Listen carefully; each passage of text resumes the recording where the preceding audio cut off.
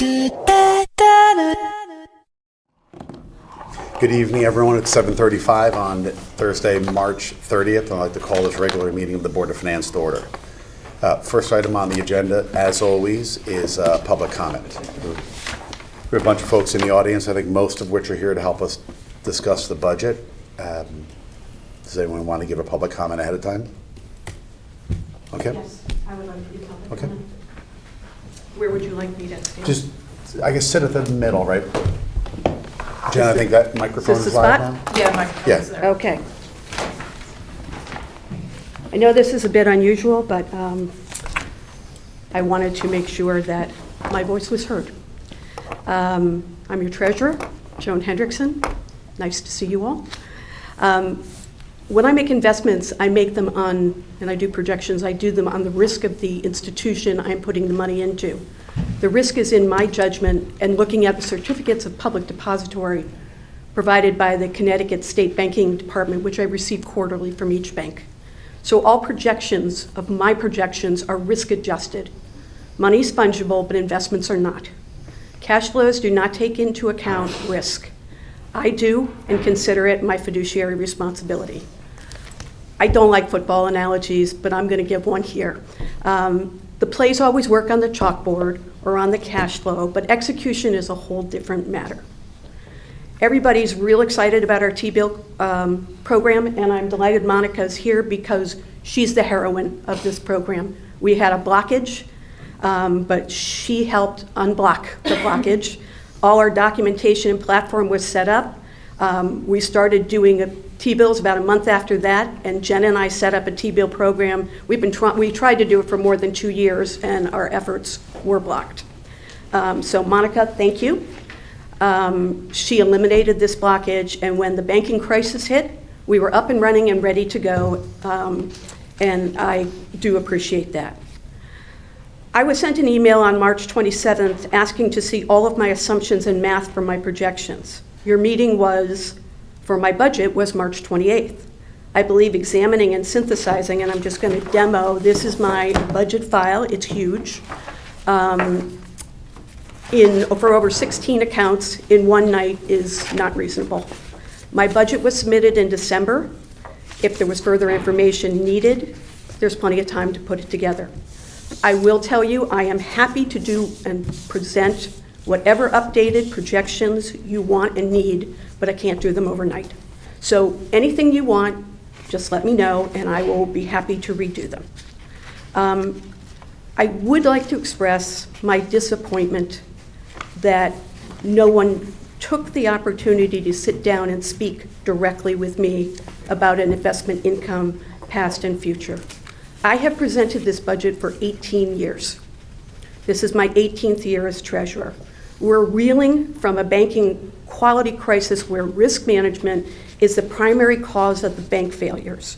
And for those of you who think this is removed from us, I will tell you that Signature Bank was calling me and talking to me and requested being our bank.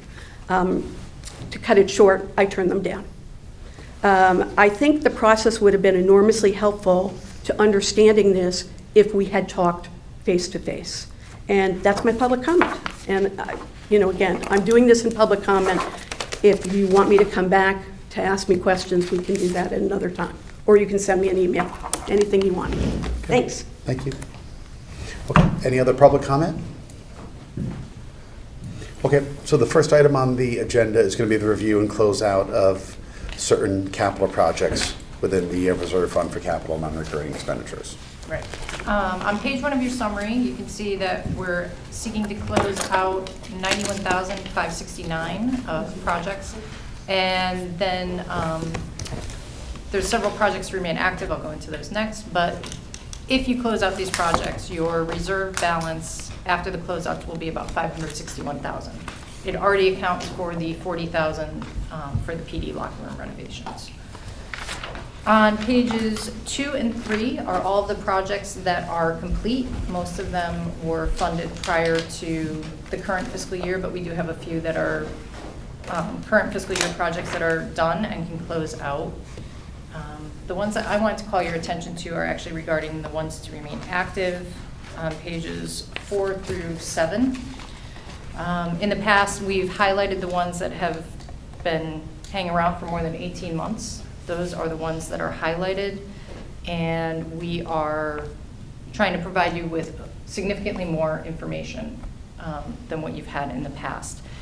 So on a lot of those, the project status update and expected completion date column has a lot more information, particularly on pages 5 and 6 and 7. So if you have any questions on specific projects, I can answer those for you, or at least attempt to. But if not, we're looking to get your approval to close out the 91,000.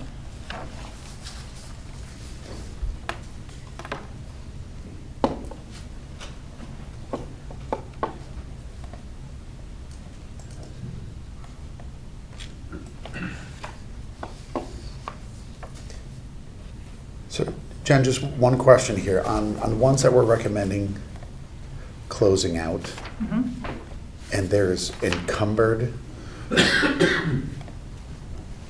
there's money that's encumbered but not yet used. Yeah, like the short lane? Yeah, I was looking actually on page 3. The third one down, general orders under the police department, just as an example. Yep, so that's just timing, and what I'm doing here, because they've encumbered everything that they need, they know the work is gonna be done, so I'm just seeking your approval to close them. We'll let the project, like all the invoices go through, and then we'll actually close the project in Munis, but this will give you, we were able to pick up a little bit of balances by closing out the ones that were still had encumbrances. So we're sort of just agreeing to kind of pre-close this because we're assuming all the money will be spent based on, Exactly. okay. They're well-known remaining expenses. Got it. And with respect to some of the negative amounts, I assume the negative amounts, though, will just flush from the net out, the aggregate closeout and move Yep. back? Yeah, all the pluses and minuses wash through the reserve account. Okay.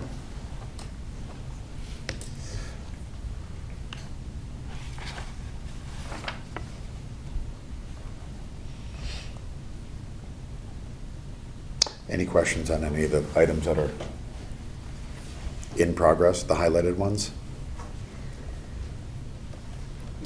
No.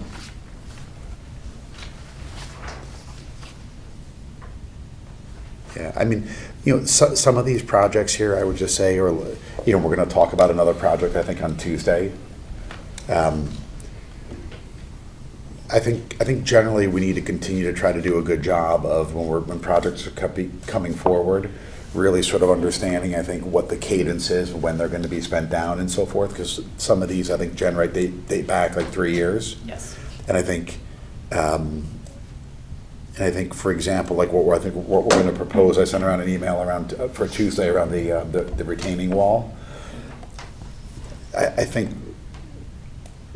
for sort of all parties, we just need to figure out a little bit better way, Jen, in terms of getting, when these capital projects do come forward to us, particularly some of the ones that are a little bit nebulous because they need to spend money to kind of figure out how much money they're going to need.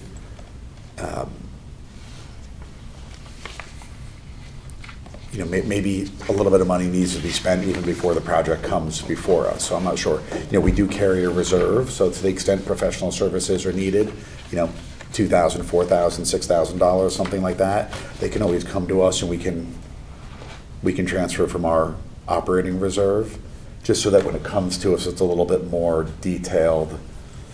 So you're saying, so normally we start working on the capital budget September, October. So if at that time of year they say, I kind of have this project, need to flesh it out a little bit, come to you if there's some consultant or professional services that might help flesh that out, request the transfer to do that part so we have better timing and whatnot to work into the budget. Is that? Yeah, I think that's true, because some of these projects seem to be projects that people have known are going to be, they're either ones that were on sort of a 5-year forecast, Yep. and so we knew where they were coming down the lane, or they pop up immediately and they need to be fixed right away, right? And so the ones that need to be fixed right away, we're not going to wait to go through the budget. They come directly to us. Right.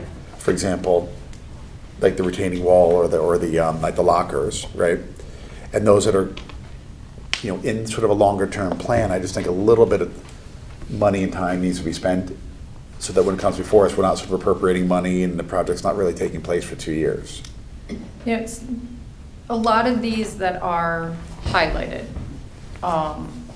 particularly in the fire departments, the SCBA, we have SCBA in a few places. Those were definitely a COVID supply chain as well as change in regulations. So I don't think that could have been foreseen, but some of them that are more construction oriented, I think we can try to tighten up that process a little bit. Yeah, I think the path we're going to take next Tuesday on the retaining wall, that's sort of the example I was talking about. I'm not sure if the folks got a chance to look through that email, but better. Okay, any other questions on these closeouts? Okay, so Jen, once these get moved into the fund, you said we'll have just over 500? Just over 560. 560, and so that's net of the 40 Right. that we approved for the, well, actually, For the net lockers. of the 50 we approved for the lockers. This was put together before you changed it to 50, so you'll have just over 550. Okay, Yep. and I think we've somewhat anticipating having to draw down on that for the actual locker project themselves, right? Depending on the timing and the final cost, yes. Yeah. And then there'll be another 40 if that's approved next week. Right. So another 150-ish or so that are, Why do we have to use it for the lockers? well, I think just in order to move forward on an accelerated basis, if we were to send it back to the RTM for the full appropriation, that generally takes like a month or so. And we have an officer showing up in July, so. Yeah, we'll have to see what the timing is Yeah. from the professional services portion of it, what the cost is, and then Okay. how we're going to fund it. Okay. So I'll accept a motion to close out $91,569.09, which would go into the capital reserve within the reserve fund for capital non-recurring expenditures, correct? Right. Okay, take a motion. David moves. John seconds. All those in favor? Okay, unanimous. Okay, next part is more budget discussions. We're going to change order a little bit. We're going to go first with the police department, and then we're going to move up the Board of Ed, and then we'll finish with Public Works and Health and Human Services, just so that we can get the folks, staff and so forth that are here out early. Or earlier.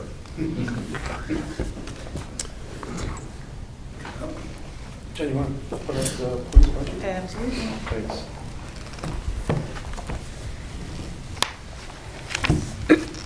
Good evening, everyone.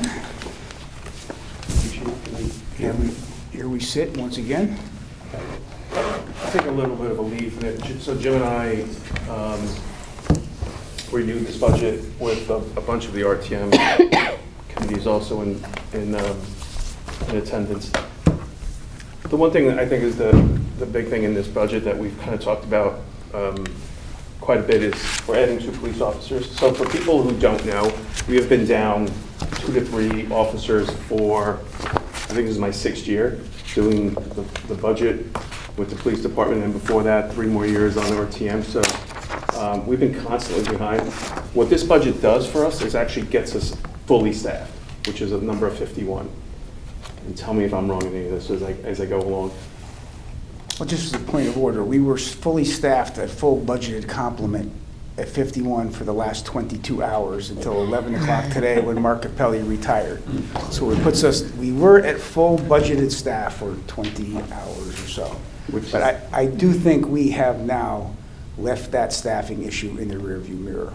I believe that with the staff that we have very interested lateral transfers that are willing to come on board, that the days of being down 2 or 3 or 4 probably will be over, at least for quite some time. And maybe just point of clarification, because when we talk about sort of staffing, we talk about sort of sworn officers, and then there's also the chief and the 2 captains, right? So the 51 is... That's all sworn, 51 complete. That Complete. includes the chief and Yes. the 2 captains, correct. So the 2 that we're quote unquote adding to get us back up full, one is basically focused on narcotics. The other one is going to be, we'll call it accreditation and compliance. A lot of the Police Accountability Act that was signed 2 years ago, has quite a bit of compliance behind it. What this additional body does is help with that. I think I might have talked about this a little bit. We had 50 FOIA requests last year. That encompasses going through body cam, which takes quite a bit of time. I'll give you an example of how much time and effort is done. The city of LA has 200 dedicated people just to do FOIA requests because of the time taken to go through body cams. That's 200 full-time equivalent just to do body cameras, not FOI compliance. That's just body camera technicians who get it ready to ensure that it's FOI compliant for Right. release. So, Can I just clarify, the Board of Selectmen only approved one additional officer, not two? And this one additional officer would take us to an official sworn count of 52, up from 51, right? That's So correct. it's not to get to 51, it's one above 51. right, which will get us fully staffed. From what we've seen, if you want to look at the history of it, it gets us back to a number that's acceptable, plus one. Okay. Right? Okay. So in here is the budget for those two. I believe, David, to your point, I think there's the Board of Selectmen, I think, there was a timing difference on it, right? One full and then somebody coming in January, right? So it's a matter of timing on those. So to just be clear, so next year, it will be going to 52? I believe we requested 2 sworn officers. My understanding and recollection of what the Board of Selectmen approved was 1, with the caveat that we would defer that 1 officer until January, but that we had the option to, or the ability to come back and make our plea that we are at full staff, and if we did get the full staff and we could get an acceptable candidate, that we could ask for that candidate at that time, And that would bring us to 52? at 52. Yeah. Right. I think that was the point. That right? was Yeah. what I was trying to get across, yeah. That's correct. Okay. So that, I think that's, do you want to go back to the kind of the summary page here? Yep. That's the overriding factor that's, and if you look at actually, Jen, can you look at the view from years spending along the way?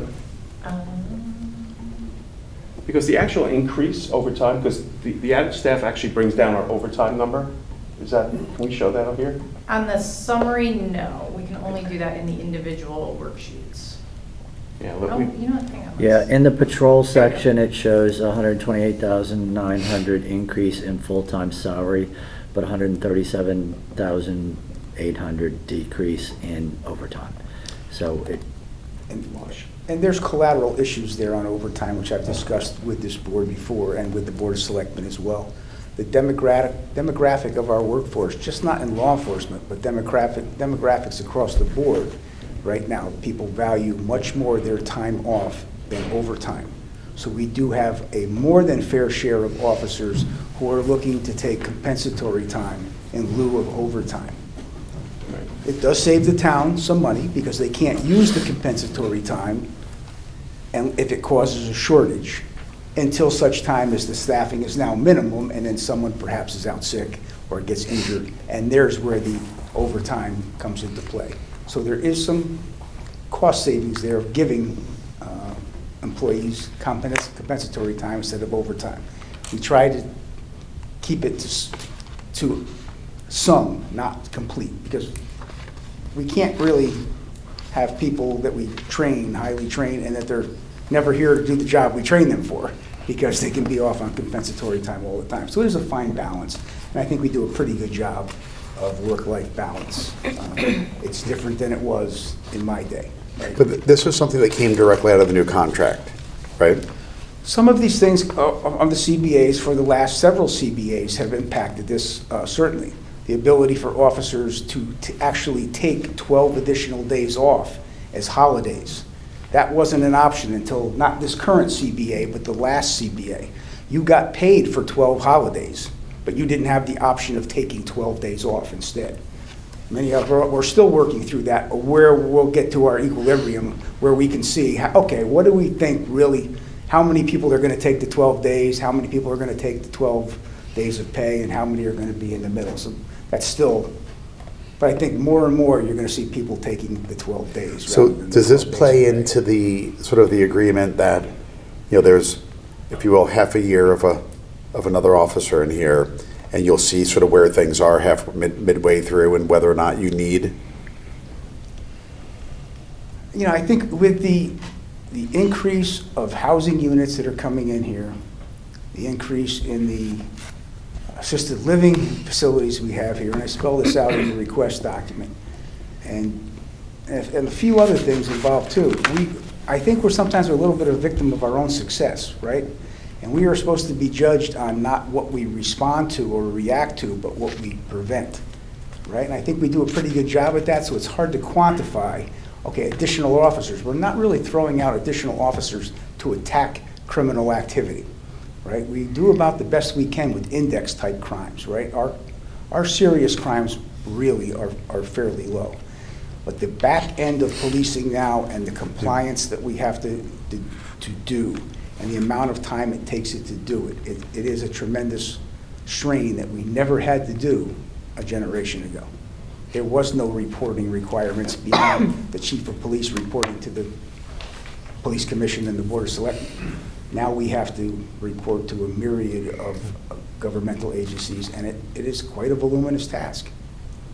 I think thinking about overall head count, that head count includes SROs.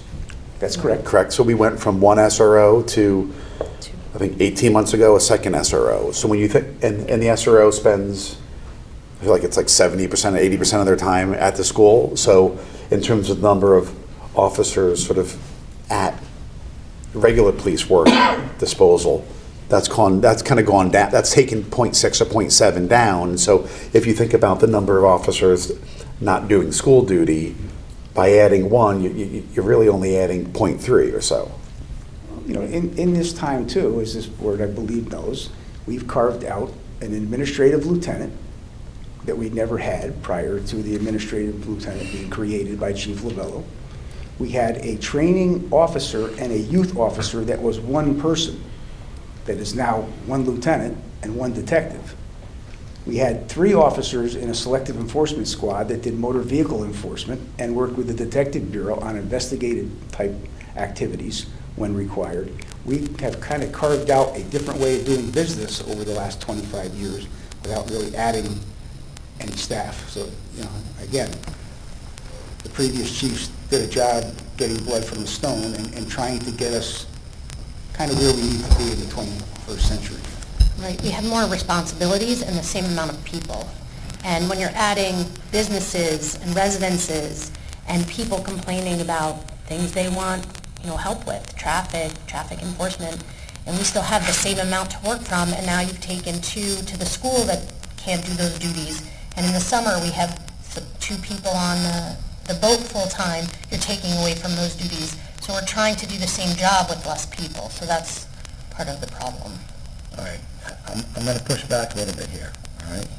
One of the primary reasons that we hired civilian dispatchers was to free up some officer duties time, right? So at a bare minimum, that's what, 1 officer per shift? So if you the metric that I would look at would be sort of available sworn officer hours. So if that was 1 officer per shift at 40 hours a week, that's 120 available hours there. You've been understaffed for many years, and now you're at fully staffed. So let's say on average you're understaffed 2, right? Because I don't know what the numbers were overall those different years, but we'll call it 2, right? So that's another 80 hours of available sworn officer time. Yes and no. When I came from Chief Osborne when he was here, the fact remains the truth. We do free up officers to do police officer duties and not in dispatch. We're not fully there yet. There's still officers working in dispatch, but we're getting closer to the civilian dispatch system being fully fleshed out and fully running. But that doesn't mean we can take an officer from that shift and move him to some other assignment or her to some other assignment because of contractual obligations. Yes, they're doing police work on that shift, but we cannot strip them out of that shift permanently and put them somewhere else. No, I wasn't, if I implied that, I apologize, I wasn't implying that. I was just saying in terms of the sworn officer being available to do sworn officer duties as opposed to doing dispatch duties. That's correct. But now if you have 2 dispatchers working and 8 officers working, 2 officers can still take the day off. And with compensatory time and with the movement towards time off rather than overtime, as many times as not, we are working with our minimum staffing. You know, and we don't advertise what our minimum staffing is, but I think most people would probably think it's more than what it is on some shifts. And again, we do very well with what we have. Some of this is nimbleness, to be able to put someone on training without paying overtime, or put them on a special assignment for 2 or 3 weeks without incurring overtime. There's a lot of moving parts of why, you know, with one is going to be a market increase. If one is what we get approved, we will work with one and we will see how it plays out. I think this should have been done quite some time ago, to be quite candid. I think to the point about, like, as you think about sort of minimum squad, an officer, although stationed at the desk, you know, answering dispatch, was counted towards that squad. That's correct. So it was a little bit of a misnomer when we said that was the minimum squad that was, you know, sort of, you're rolling on the streets, when one of that minimum squad could many times actually have to be in the dispatch room, right? And that historically was a sergeant. And a lieutenant was your first-line supervisor on the road. And again, to be quite candid and transparent, you're not getting the best bang for your buck by paying your sergeants and lieutenants for doing jobs that can be done by one rank below. So that's what we've been trying to change, at least for the last decade. Well, I think the one thing we discussed, and, you know, maybe I mentioned to the rest of the board, as you guys have additional responsibilities, right? You know, and like you use dispatch, right? You brought on civilian dispatchers to handle something that could be handled by a civilian. If there are other more administrative type tasks that you find are beginning to take up a full FTE equivalent, you know, you should maybe consider, does it make sense to take and bring in a non-sworn officer or civilian to do something if you have a full FTE or more of that dedicated, you know, dedicated to that? What we're looking to do in the grand scheme of things is to have employees that can live in both worlds and be nimble and get them both done. I want to see lieutenants overseeing sergeants. That is the way a hierarchical association is supposed to work.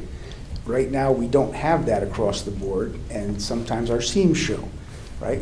Everyone needs to have a supervisor, including me, and then we're trying to get to that model where we're much more comfortable with that we are best practice when it comes to supervision, it comes to mentoring, it comes to succession planning, and they can kind of live in both worlds. When we go to Tier 3 accreditation, I'd love to have the conversation with anybody that's watching on TV or any board member. This is going to be a heavy lift. There are a lot of things that have to get done, and some of that, quite frankly, is either going to be done by an accreditation manager who lived in that world, probably as a sworn officer somewhere else, or by a sworn officer. There's just a lot of things that are specific to law enforcement that an officer, a trained officer in the accreditation world can do very well. And when they do have time, they can be supervising a sergeant or 2 sergeants. And that's kind of why this hybrid is what I'm coming up with. I'm trying to get us best staff to get your best bang for your buck from your police officers here. So when you mentioned the body cam footage and stuff like that, is that something that a sworn officer has to do, or can a civilian do that? A civilian can do it, but before it's released, if there's anything questionable on there, I would not feel comfortable without Has to having be a sworn reviewed by officer look an at officer, it. yeah. Sometimes the state's attorney has to look at it before we can say it's fully fleshed out for release. No, 'cause- And on that topic here, well, before I think, we have 4 days to get out use of force body cam video by statute. So if we have a use of force incident and there is a request for that body cam footage, it has to be released within 96 hours or sooner if the officer has had a chance to view the body cam footage. Collaterally now, there's a state statute, a House bill that's pending that is going to allow a municipality to charge a reasonable fee for body cam redaction and body cam preparation before it released. There's significant pushback from many legislators, more in the urban areas, that say that is part of what the municipality we're paying taxes for. All right, somebody has to do that. And when we had the case with a certain baseball general manager, that we had to get body cam footage out, my email was dinging so fast I could not reply, and none of the news organizations wanted to take a pool video feed. They wanted their own sent to them. Right? That was a minor incident where no force was used, and that was probably 40 to 50 FOI requests on that one incident alone. Chief, have you compared your staffing models? I mean, you've spoken a lot about hierarchy and so on. Have you compared those models with other similar towns here in Connecticut? Yeah, most similar towns have been staffed the way I think we should be staffed for quite some time. Very few police departments had the old NYPD model that had a sergeant sitting at the desk. Right? That's what the sergeant did. You got promoted to sergeant in the Darien Police Department. You sat at the desk, you worked the radio, and you answered the phone. Because that's the way in New York City it was done for years and years and years. But the sergeant, they had multiple sergeants, right? So we only had one sergeant sitting at the desk.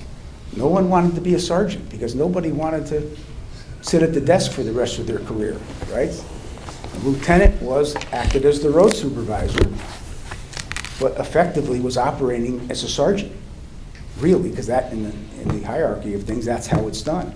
I want our lieutenant's positions to be desirable, where we can retain staff, where they can have something to strive for, and be part of the command staff, where they're kind of living in both worlds and doing a lot of things for our police department in this town, a lot of different things to get them ready for the next step. And we may have a time where we have seen it now, where we have people that are not interested in taking the next step, either from officer to sergeant or sergeant to lieutenant or even lieutenant to captain. Chief, where we are with staffing for civil dispatch at this point?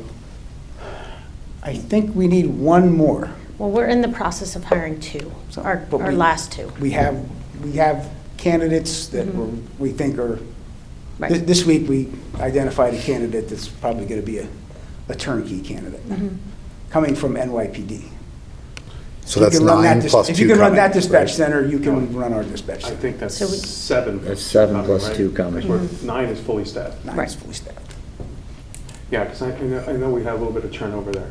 We had some turnover. We had some people that were just not suitable.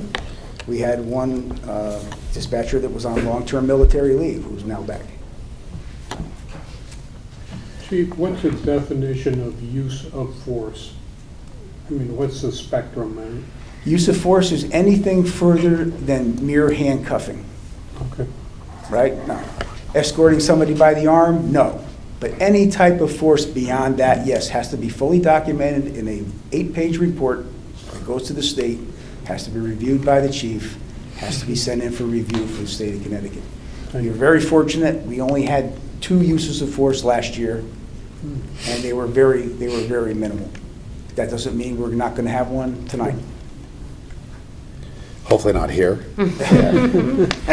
Chief, in the summary packet, you all provide some statistics on burglaries, motor vehicle burglaries, robbery investigations, those types of things. I'm sure you guys have the statistics for this stuff too. Would it be possible to start including things like number of police officer calls, like number of times officers get called to respond to something, right? Because as I look through this data, as a layperson, right, I look through what's projected here, and the numbers for, criminal-related activity appears to be projected to decline. So when I'm thinking about demand for sworn officers, I hear the argument about there's more people, Yep.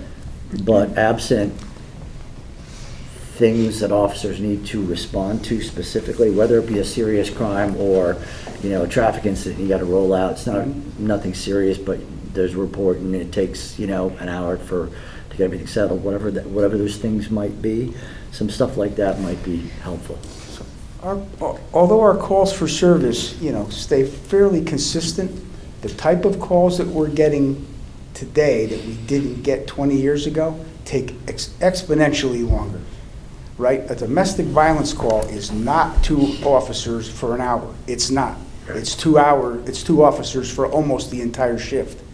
And an emotionally disturbed person that has to go to the hospital in an ambulance, that's 2 officers. 1 officer in the ambulance and 1 officer following behind until that person is, lodged into the hospital and they're sure that they're safe there. I think I provided the statistic that we've had almost 400 emotionally disturbed person calls in the last 5 years. And it is across the board from 7-year-olds to 97-year-olds. And those calls are typically, could be dangerous calls, and they take a long time to resolve. If there's any kind of physical violence or any kind of threat of violence, that involves a risk warrant that we have to prepare and bring to a prosecutor and bring to a judge to get that, to make sure weapons are taken out of the home. That's an entire shift and then some for 2 officers.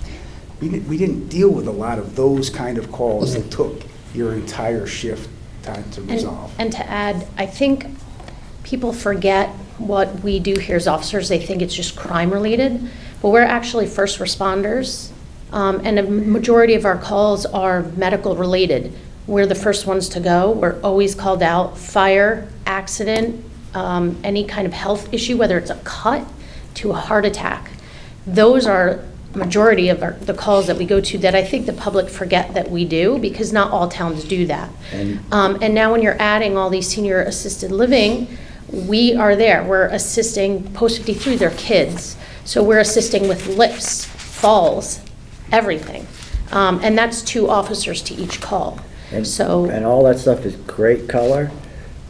I would ask that you show some of it here. Sure. So that it's easier for people to understand, why we have the officers we Right. have and why we still need more. Yeah, and I think, help. like the chief said, people forget now it's a lot of paperwork. It's not just going to a call, you arrest someone, you bring them in, you take a picture, you fingerprint, and you're done. It is hours of paperwork. I mean, one domestic violence call, like the chief said, you might arrest them and book them in 30 minutes, and then you sit inside writing reports and filling out forms for 4 hours. Yeah. And that takes 2 officers off the road every time.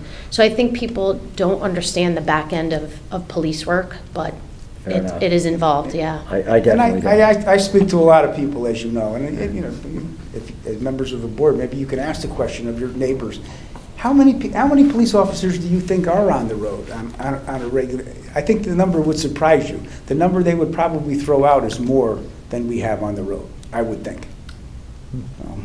And when you're going to these calls, the medical, the arrest, the suspicious person, the motor vehicle burglaries, right, and you're canvassing a neighborhood because one person claimed that their car was broken into. Now you have 2 officers going house to house on the whole street to find out who else.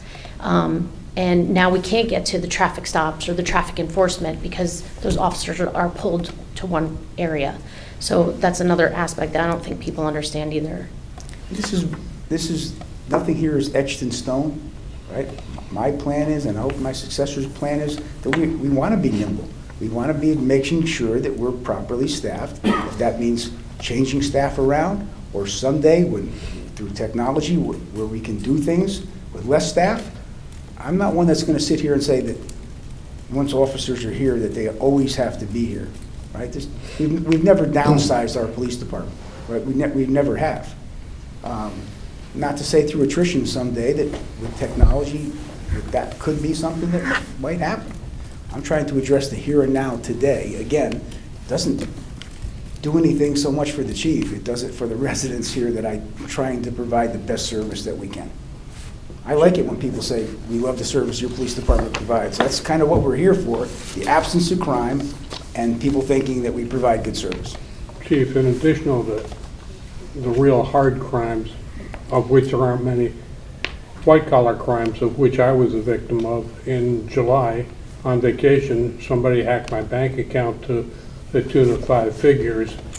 And I'd like to thank your Officer Brown who helped me rectify that. And I got full restitution, and I believe he later identified the person and issued a warrant for him.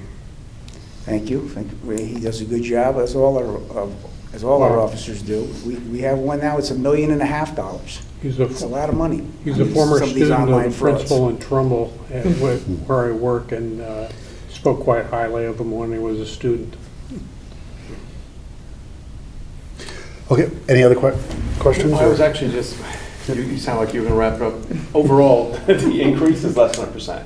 Year-over-year, I wanted to kind of say that in the long run, but I know Jim had something to say. I'm proud of the fact that working with the finance folks and working with the boards, there was a year where they wanted it to come in at a 0. We brought it in at a 0.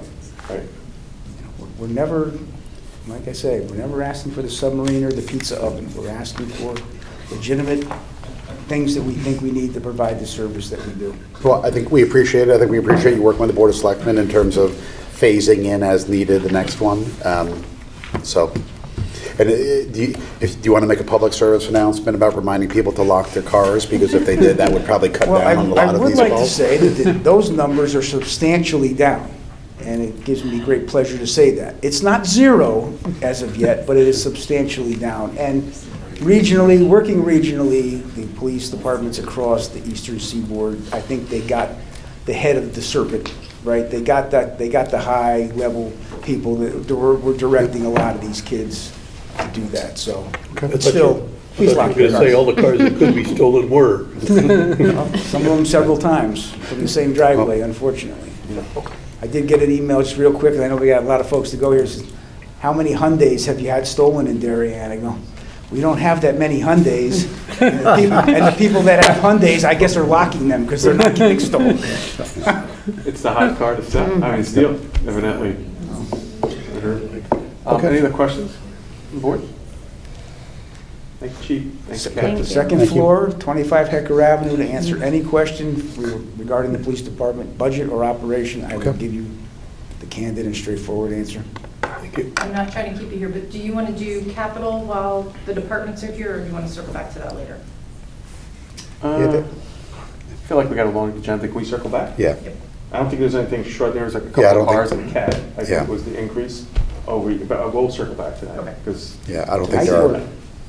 The only new thing was the CAD system, which appeared to me from the write-up to be absolutely necessary. So I didn't, regular vehicle replacement stuff is just, it's a normal rotating cycle, so it doesn't seem like a big deal. it was just a cat. I think the board knows we still have some capital budget for vehicles for this year.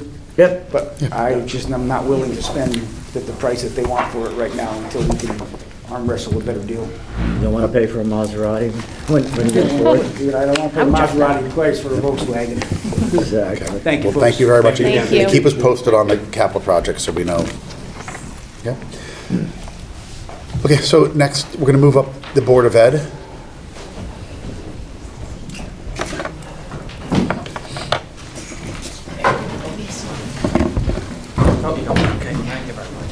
Table's all yours.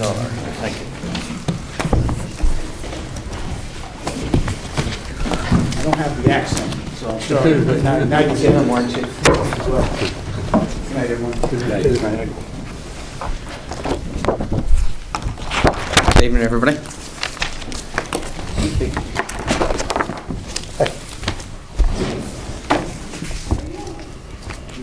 Mr. Chairman? So, I don't know if you guys wanted to give a little bit of an update on anything that's changed. I know I sent across some questions that were there weren't many among this board. I think as we watched you guys move meticulously through your process for a period of, I think, 7 or 8 weeks. I've made a number of comments publicly that I thought you guys did a good job in terms of really digging into, I heard the word efficiency about 1,000 times, and I heard taxpayer, and a lot of discussion around, you guys kind of rethinking the budget. So I don't know, do you want to make any opening comments or anything? Or? Thank you, Chairman Palin. And no, we're happy we're pleased to be here and continue to ask questions. I think over the years, we've developed a great working partnership, not just with the Board of Finance, but with the RTM subcommittees too. And so it's been a good process. As you know, you may have heard through watching some of our meetings, we're taking some time and doing kind of a look back as to how we could maybe make this process a little more efficient, from a Board of Ed perspective, and then work with you and the other RTM subcommittees to look at calendars, and specifically also look like how the administration and the board tee up projects, curriculum, and different things throughout the course of the year. When you get to the budget point of the process, you want to talk about the dollars and cents and how that affects it, and not get into these broad conversations about the specific projects or the curriculum. So we're looking at all that, and I think it'll be a good exercise, and I know we've reached out to various people to have those conversations as we put our thoughts together. But I think overall it was a good process. We had good public comment. We had good comment from, again, the partnerships that we have. We did approach it knowing and trying to look out a little further in terms of health increases. We've got a bus contract coming up. We're working on several other contracts over the course of the summer. So we are trying to take into consideration and look further out in terms of our forecasting, which I think will help overall. A thank you also, I think, has to continuously go out to not just the Board of Finance and the RTM and the First Selectman, but the community for the ongoing support around the building projects around town.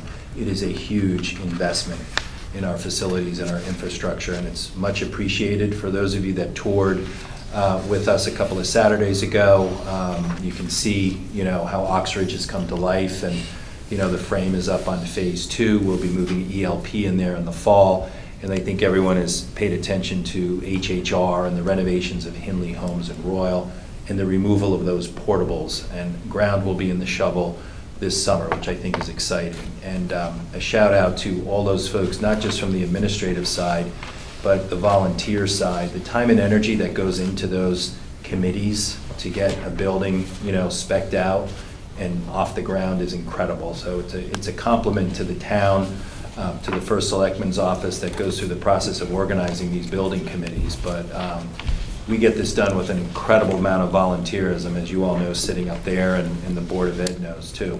And a thank you to the administration. The administration took very seriously the conversation and thought through how do we continue to deliver that education to our students, and how do we do it, in the most efficient manner. We've spent a lot, and we've invested in a lot of technology.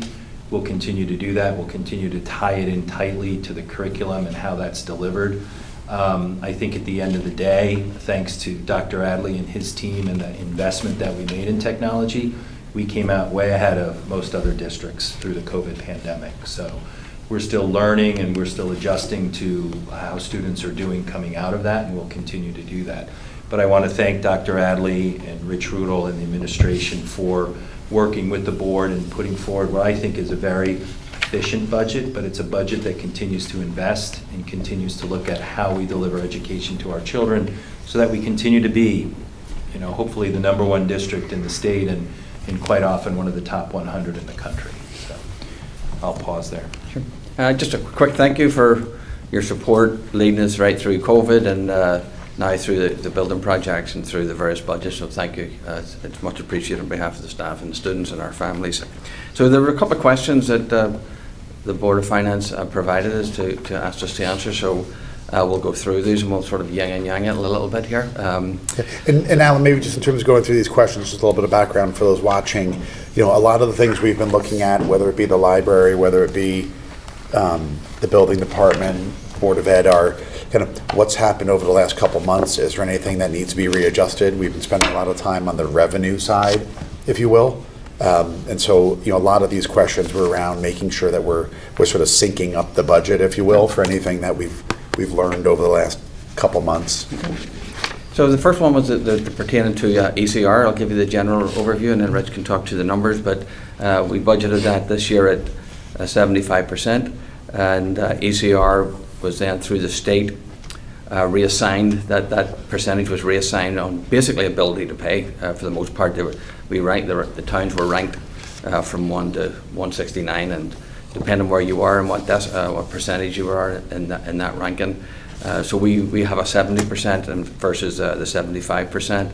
The governor's budget is suggesting for next year potentially that instead of the 70, it would be moved up to 85%, but we don't know that for sure. So that continues to be a wee bit of a moving target. Our recent ECR has changed a little bit this year, pending some students who are coming and so on, but I'll let Richard just talk to the actual numbers for this year and the challenge for next year there. So as Dr. Adley mentioned, at the beginning of the year, the state changed the way it reimburses excess costs to a tiered system based on town wealth. So we had originally budgeted 75%, it is now 70%. We are actually ahead of the game in terms of excess costs because our threshold was less than anticipated. So because of that, we picked up about $5,000 per claim per student. And then additionally, we had 2 students that we were able to submit in our March 1st filing that we weren't able to submit in our December 1st filing. And that allowed us to generate about another $250,000 of potential revenue for the current fiscal year. For next year, those 2 students would potentially have an impact. Obviously, some can change with the other students that we filed, so we could have some ups and downs with those as well. But those 2 potentially could generate another $100,426 next year, which is less than the 250 for a couple of reasons. One is obviously we should have a higher threshold next year, and a couple of the students had services that we don't expect to occur next year, so just changes in services. If the threshold were to go to 85% based on the governor's proposal, our claim, which is budgeted at $3.6 million, with a 70% reimbursement of $2.5 million, would go to $3.1 million, so about a $550,000 positive swing. But we probably won't know that until the governor's budget passes, which is likely not until sometime in May. So that's something that's kind of out there that could change. Now, I thought I could be wrong, I thought the 70% was changed to 85% back on May 14th when it was signed into. I don't believe it has been yet. And so in the last payment we received would have been what, December? Or So we got our first payment February 28th, at the end of February, which represented 75% of what we filed on December 1st, and then the balance comes at the end of May. So I guess maybe this is just me understanding it here, but if the law was changed to 70 and then it was sort of subsequently, I think in sometime in February, moved to 85, if they're reimbursing us at 75, that's already higher than the 70, right? If we got to 75, it would be, yeah. So I thought the February was 75, no? No, 75% of your total claim. So they provide the payment in 2 installments. 75% of your total claim comes in February, and then the 25% balance comes in May, but it's still the 70% reimbursement of the total claim. So the 75 was 75% of 70? Yeah, it's the 3/4. And that was was that before or after that, that proposal? I think it was I thought it was mid or late. The proposal came out before that reimbursement went out, so it was still based on the 70%. Got it. So, but the 85 is not actually applicable right now? Not as of yet. And then the 85 will also be dependent on if the state has enough money to fund everybody at those rates. And then if it doesn't, what the state said is they will proportionately discount all the different tiers across the board, so that that 85 maybe goes to 83, and then the 88 might go to 85, et cetera. Got it. So whereas in the past, if the state 80% funded it, we received 80%. So now it if the used to state be that- 80% funds it, we get 70% of 80 or 85% of So it 80. used to be that all districts submitted Yeah. their claims, they would see how much money they had in the pot, and then they would decide what the reimbursement rate was for everybody, and everybody got that same amount. So last year, we got 80% of the reimbursement. Now, they submit all the claims, and then based on your town wealth, you either get 70%, 73%, or 76%. And what do they do if that doesn't add up to exactly what's in the pot? So then everybody gets proportionally discounted. No, but what if it's the other way around? That there's more money in the pot? But that's never happened, probably. In the past, that meant you actually got a higher reimbursement. Yeah. I don't think it's actually ever happened where they've fully funded, probably at least in 15 years maybe. Once in Yeah, 15 years. But they're not fully funding if they're giving you. They're still not fully Yeah. funded. I think No. the new It- legislation has like a waterfall. If they were to overfund, it sort of, I assume they would. Darien's not at the top of the waterfall in terms of the overfunding. What about if this year was projected that we would have gotten 70%, why did we budget 75? So the change in the law happened after the budget was passed. So we assumed 75, because that's typically been the average of what we've Right, received. right. And then the state came out with their new laws, I think it was late summer, which said everybody was going to be tiered in town, based on town law, And now it's already changing again. That's cool. potentially, yeah. In a good way. And Rich, in that tier, that 1 through 169, have you seen, I guess, how do I put this? What percentage of folks going to be at 100, 95, like that cascading? Have you seen that at all? So nobody's getting 100. So the first 58 towns get 70%, and then 58 through 114 get 73%, and then 115 through 169 get 76%. Based on the current.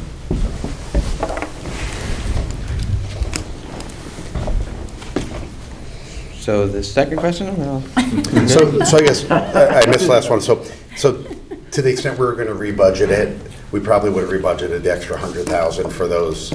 Correct. I mean, that only looks at those two students. Obviously, there could be changes to the other students, but based on those two students. And I think that is important for everyone to know. They do build this part of the grant sort of from the bottom up. So we budget Yeah. every single student that we have, Yeah. and we look at those who will hit excess cost and those who are within reason close. So if anything changes during the year and it tips over, maybe we'll only get a few $1,000s, but we'll still submit them. But it's a by student basis, and whether it's in district or out of district, it doesn't matter. Okay. Well, any other questions on the ECR revenue? So the second question was pertaining to class sections for elementary schools. As you probably are aware, there's no longer budget control in the budget. It's been in for some time, and it's now not in there. Typically, that is used for late adjustments and enrollment. At this point, if that takes place, as a superintendent, I will come back to the board. We've sort of a commitment in terms of guidelines that we utilize. And so if in the case we need additional sections at the end of the summer here, I'll come back to the board and present the case for additional sections, as opposed to having the budget control that we normally have and utilizing that. We have a net 1 increase for next year under our class sections, just in enrollment in general.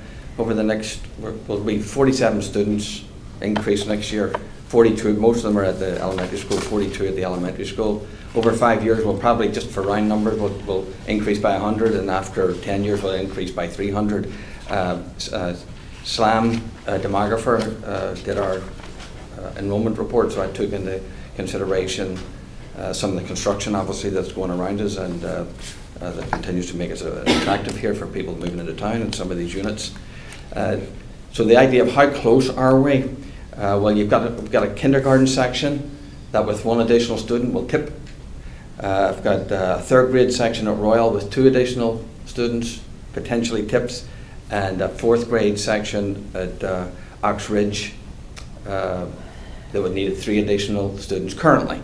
That could change either way, but that's, if you were saying, well, you took away budget control, like what's the risk factor?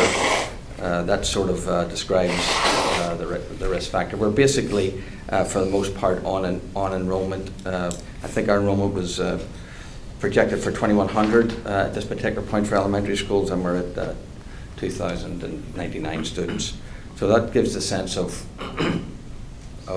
where we stand in terms of tipping classes type scenario. And the administration and Rich has done a good job. They are monitoring closely as leases are signed, any elementary school registrations that come in. What's that? Are you attending the meeting? Yeah. Rich is at the closing. Yeah. But the numbers, the demographer's numbers around Kensett and Avalon, proved out relatively close. So, they're set up to make sure we see what kind of numbers are coming in as Federal starts leasing and Corbin starts leasing. We don't, as of yet, if I'm correct, we haven't built in Parklands or anything from a Nielsen standpoint, as those are kind of in the early stages from a discussion standpoint. But everything that's, kind of being built, shovel in the ground, and leases are being signed, we're monitoring that to see what that inflow might be. We also, just for your information, the HHR projects have taken into consideration those enrollments, their 10-year enrollments. We've looked at those enrollments compared to what the projections are to make sure that those buildings are going to properly accommodate our students. So maybe two questions. On the SLAM report, are you doing it, was that one from a couple of years ago? Are you updating that now, or was that from like 19? We're back into the annual process. So that was, It's a this new one's from like report. 19 or 8 or No, 20? this is- No, this is, Oh, they just did it? we just did it. Okay. And then on the, in terms of the, you know, kind of couple of sections that are 1, 2, and 3 away, what's the span between the min and the max? So you basically have, like if you take kindergarten and first grade, you're going up to 22 kids. If you take second and third grade, you're up to 23. And then the maximum is sort of like for fourth and fifth grade, 24. Now, it's just not completely black and white, right? So I have the wherewithal to look at the composition of the class, any special factors about the class. So let's say we tip a class from 23 to 24. It's just not an automatic, okay, now that's an additional section. There could be factors within the class, the composition of the class, the nature of the class, the challenges or other ways of the class that goes into that. So there's a wee bit of latitude in terms of making the decision. It's not just purely by numbers. Okay. Would you add a para or something to assist? Typically, Paul, that is what the board has supported, yes. Okay. Well, I guess maybe the one takeaway here is from what I heard is although you eliminated budget control, you're not changing the way you make these decisions. You're still going to do what fits within the policy, whether it's add a section, add a para, add a teacher. So I think, you know, I think our board's been vocal about sort of trying to eliminate reserves all throughout the town budget and so forth. You know, so as not to overtax, if you will, and sort of create surpluses, which I mean, surpluses are great, right? They're great at the end of the year, but it's even better in the beginning of the year when we don't have to raise those extra taxes. So I think by eliminating these, we've been able to budget more efficiently, but I don't think we're looking for people to change the way they make decisions around services. Along those lines, given the history of the Board of Ed returning surpluses to the town, are you mandated to come back and ask for the funds as soon as you know the class is tipped? Or can you wait to see? Well, whatever the time frame is for the administration to actually make that decision, we would bring it back. And if we thought that it could wait a wee bit of a time or something to make the decision, but you have to do it before, you know, relatively before school starts or not your question. Yeah. So you could potentially carry the deficit line item. Yes. See how the year progresses, and then if you cover it by transfer, either in part or by whole, you can do that. Or if you can't cover it by transfer in part or by whole, you can ask for appropriation either in part or by Right, but you can wait to see. Oh, yeah. We would run it pretty much how Rich set up the COVID spreadsheet.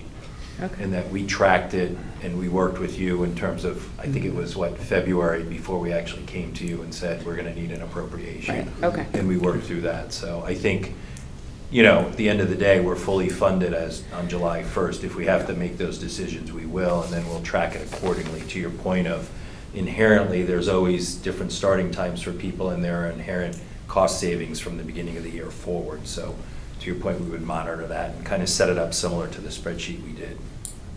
And listen, we monitor your monthly, I pass around the financials to everyone. It's clear as a bell in terms of what's happening with the budget. There's sort of month after month. I think we should be clear, and I think it's proven the partnership and the appropriation partnership, but eliminating budget control does not impede our ability to hire who we need to hire to staff our classrooms and deliver education to our kids. And I think maybe to Taylor's point, if you need to do something, you do it. You don't need to come back to us if you go $1 over budget.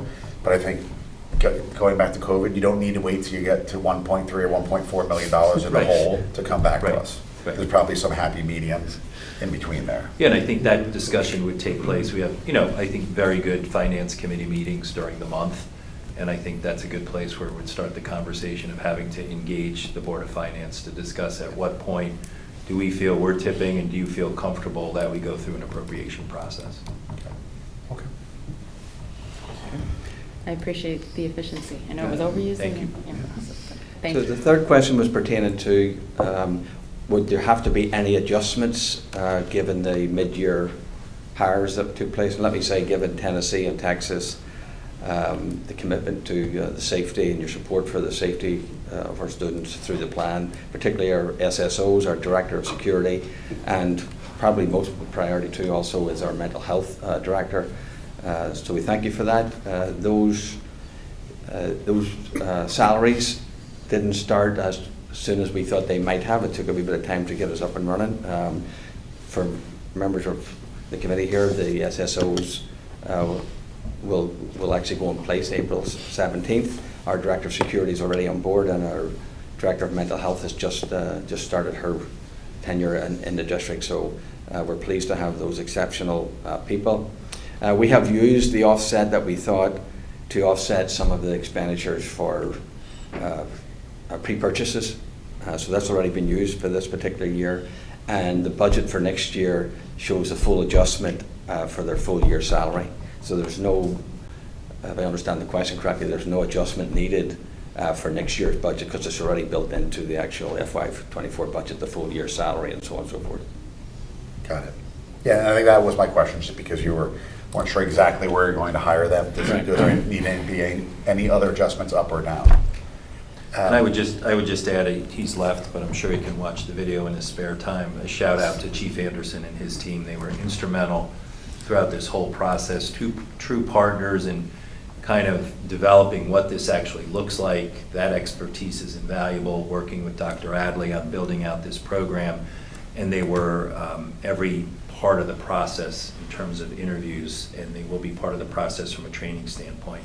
I do think, and Ridgefield just made an announcement, it's an area that we led in, and I don't think it's an area you want to follow in terms of safety and security for our students. So while it's a controversial move, I think it continues to reinforce our primary responsibility is for the safety of our students and our staff. And the unfortunate events that keep occurring almost on a weekly basis, I think, continue to show that we're moving in the right direction. And look, we'll learn, we'll grow from it. The chief that joined us has been incredible going going to take us through a certification process. We'll be one of the first districts in the state to have a certification process around this, school safety and compliance. So, and anything you need additionally about that information, we're happy to provide. I couldn't be more grateful. Thank you. So another question. Sorry. I think we can move into the surplus, right? And the Well, yeah, I pre-purchases. just had a question, just in terms of revisiting, if you will, sort of a kind of Monday morning so review of I'll let the Rich talk surplus. about the big numbers, but essentially we've got 165 in regular education and over 500,000, 560 or so in special education. The only thing I would like to say is to note that the special education funds, we have not spent any of those funds. If the 560, none of those funds have been expended on other items. We have expanded other items from the regular education budget and from some of the savings. And Richard, you can run through the numbers if you want to do that. So as of February, we are forecasting a surplus of $727,000. A little over 80% of that is excess cost related.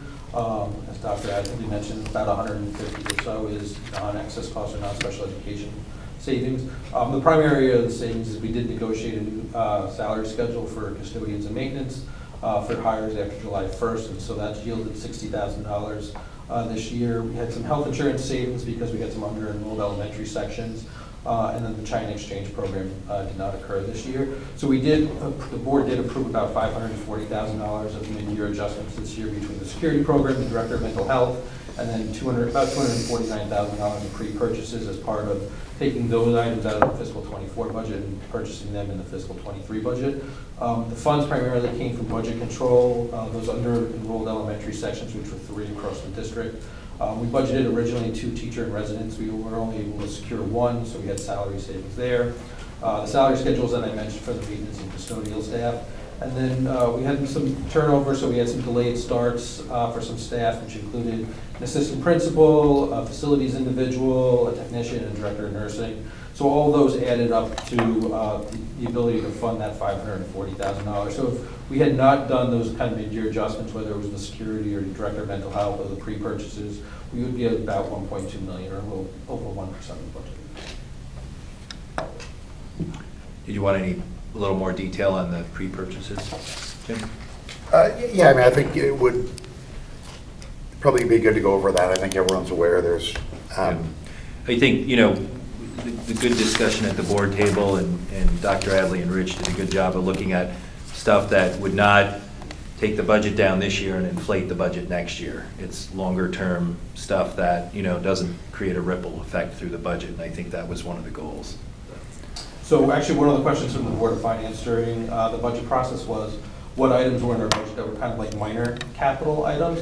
And so those are primarily the items that we look to pre-purchase, and so those included things from like auto scrubbers and floor scrubbers and facilities, to cellos and music, to pottery wheels and art, uniforms, things like that. So those are the items that we kind of looked at taking out of the budget for next year and purchasing this year. We didn't really want to do too much in technology. We looked at a replacement cycle. The normal replacement cycle for the district really is between $700,000 and $800,000 a year, whether it's Chromebooks for the students or teacher laptops or desktops, things like that. So we tried to avoid that so that we wouldn't artificially bring down the technology equipment budget for next year. Then when we did the fiscal 25 budget, you'd have that big swing and that big gap from year to year. So we really tried to look at those minor capital items that you would call and take those out of the next year's budget to pre-purchase this year. I'd point out, this is very different than sort of some of the approaches, some of the pre-buys that occurred maybe 4 or 5 years ago, which was, a little bit different when it was sort of done after the budget. I think this has been, at least my view, and I'm sure you've all watched, I thought it was very done, very transparently. It wasn't like they were left in the budget to be appropriated and pre-purchased. They were just moved, moved forward. So, I personally was fine with that. If I think about the overall, just from a high level, from a board perspective, there's about $1.2 million in surplus. Just under half of it was a result of reimbursements under the ECR grant being up, and the other part of it, came from, the next 20% of it was just 3 less sections and so forth. And if you look at what you're programmed to give back at the end of the year, should nothing change, it's about $727,000. So is there anything, Rich, as you look through your forecast, what's encumbered, what's not, are there any material items in there that you worry about swinging around? Because when we start programming the budget on Tuesday and Thursday next week, we're going to be plugging in a number in terms of, what will come back. Forecasted through February, March is essentially over. So we have our payroll for March behind us. We have our accounts payable behind us for March. There aren't a lot of volatility items left. I mean, on a small basis, we might have some substitute costs that could spike at the end of the year. We do tend to see the spike in substitutes as you get closer to the warmer weather. Overtime could spike a little bit, in case we have either absences or workers' comp issues, but those would be spikes on a smaller scale, not a significant scale. In terms of special education costs, we look at every student who's outplaced and every student who could potentially be outplaced to get that forecast for special education tuition. And we work really closely with Shirley Klein's office to look at things like contracted services, whether it's speech or PT or OT. So there aren't really any big significant concerns that are out there. I would say maybe, the things that we're looking at this point in the budget are those minor things like substitutes and overtime. I would say that just a note on this budget, just for the record, so to speak, it hasn't been completely easy in the sense that the $1.2 million that we reduced included eliminating administrator, eliminating secretarial positions, reassigning department heads, restructuring their positions.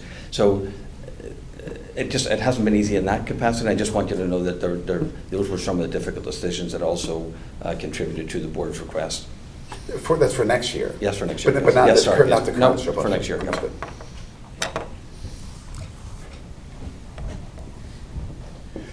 On the capital side, I listened to the meeting on Tuesday. There's some discussion around the Suburbans, there are 2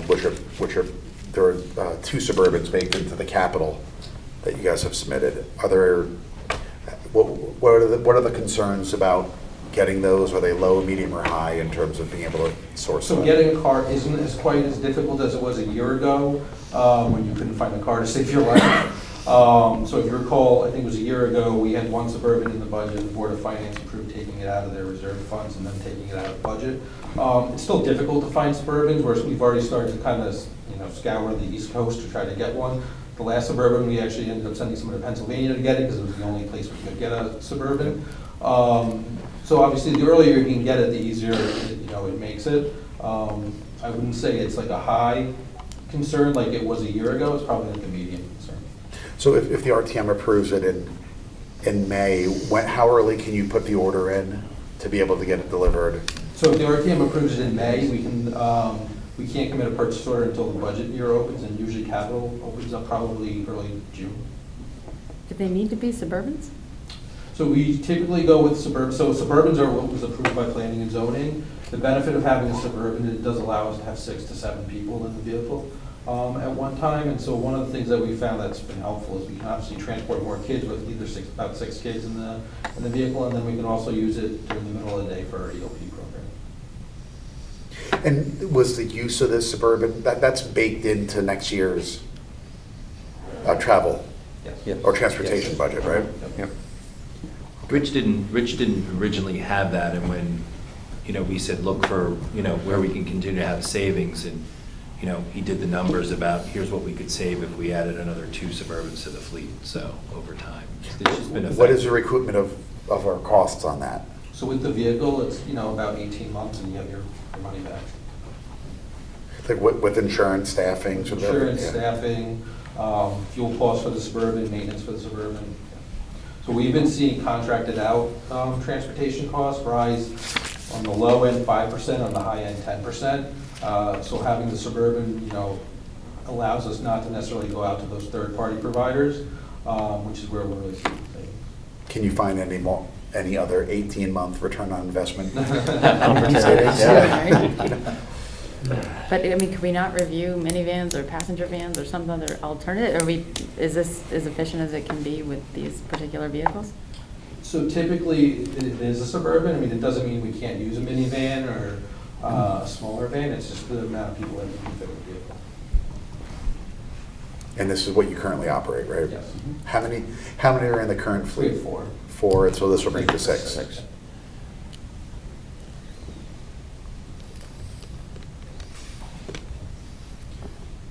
Any other questions? 3 quick ones for me. I have a streak, so this is going to be the 6th year in a row I'm going to ask this.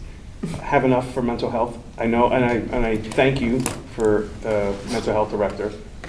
So 2 parts on that with Dr. Hadley. How hard was the search, and do we have enough? Once again, like I said, I got a streak. This is 6 years in a row I'm going to ask this. Thank you. So I'm just kind of curious. Thank you. When you meet Dr. Dad, you'll be immediately impressed and understand why the board interviewed her and hired her, why she's an exceptional person. She's hit the platform running. She's been so well received to date. With her input, she'll be evaluating our mental health services and bringing back recommendations, whether they're mid-year or otherwise. We had a couple of items that were in the budget as proposals. One was a supervisor up at the wellness center at the high school. She'll be evaluating that right away. The team talk, which is an opportunity to bring outside counsellors in. The idea of the board would like to look at that at the middle school, so she'll be assessing that. So the idea of the resource and so on, we're working very closely with the town agencies and outside agencies and the mental health task force here. So we'll be looking for her guidance and evaluation and recommendations, and I think the board is also open to looking at those anytime throughout the year rather than waiting for the next budget year. But I really appreciate the question, Robert, because actually particularly around this time actually right now. Thank you. And my third thing is just really quick, Rich, thank you for all the data. I don't know if you get enough of a thank you, but starting in January just feels like we ask a bunch of things and you just turn it around really quick and well, so thank you. Yeah, the board appreciates the question too, Rob, and we've made it very clear at our board meetings and we've had a separate meeting with the leadership of the board and Shirley Klein and Dr. Adley, like what are the resources that are needed from a special ed standpoint? What are makeup resources that are needed? So the administration knows they have the full support of the board. And the same, I think the administration put together a good plan about bringing on the director of mental health enabling her to do some assessments. We have a great partnership with the town, so we have the resources available if something is needed or comes up. And, you know, we've made a commitment too, like what are the needs from a wellness center standpoint? I personally always worry about space, so we'll have to continue to look at that and see what, you know, how things are utilized up there, but we're committed to continue to build out that program. It's the right thing to do from an investment standpoint and just for our students and staff. So, I appreciate that. And also a thank you. I know some people took the tour, but we're expanding the Fitch Academy. Jerry Nielsen, a shout out to him, has been an incredible partner and gracious and working with us to expand that space and make it easy. But that is a very successful program. And the Suburbans actually play a role in that also in terms of transportation from Fitch to the high school. So that program continues to be a good success for our students. Super. Thank you. Sure. Thank you. I mean, I think from what I've heard, that program's a success. People, I think, rave about it. Yeah. And not that this should be the reason for doing it, but I also understand that that's allowed you to keep a lot of students in district that would have been out. Yes. So when it's a successful program and it saves money, it's good. I guess maybe just one thing, and then we'll let you guys get out of here. I do know, like, just in terms of your capital projects, the auditorium was one of the larger projects, and you know it was cut back and/or considering staging of that. Do you want to just, for those that weren't on the tour, do you want to give us kind of 60 seconds on how you envision making decisions in the future? So Where we that have, might go? yeah, there's been split into two years, next year and the following year. And the first year is talking about video streaming and the capability to do that and improving the facility, improving the audio and the ability to video stream. Do we have the lights on, or is that the second year? The lights are in the second year. There was a video wall that was advocated for.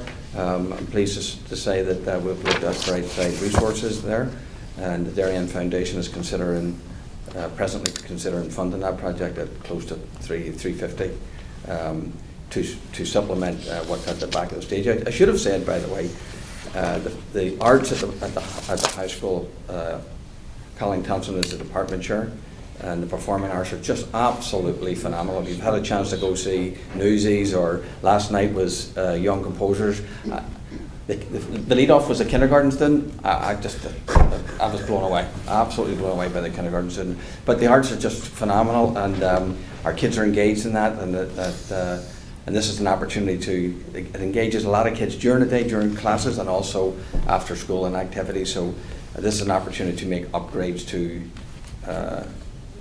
the auditorium. It also includes the sound. I mean, I'm not an audio expert, but there's boxes up there, but they need to be bigger and better, and the microphones and so on. We still rent microphones in many cases. I mean, you look at that Newsies.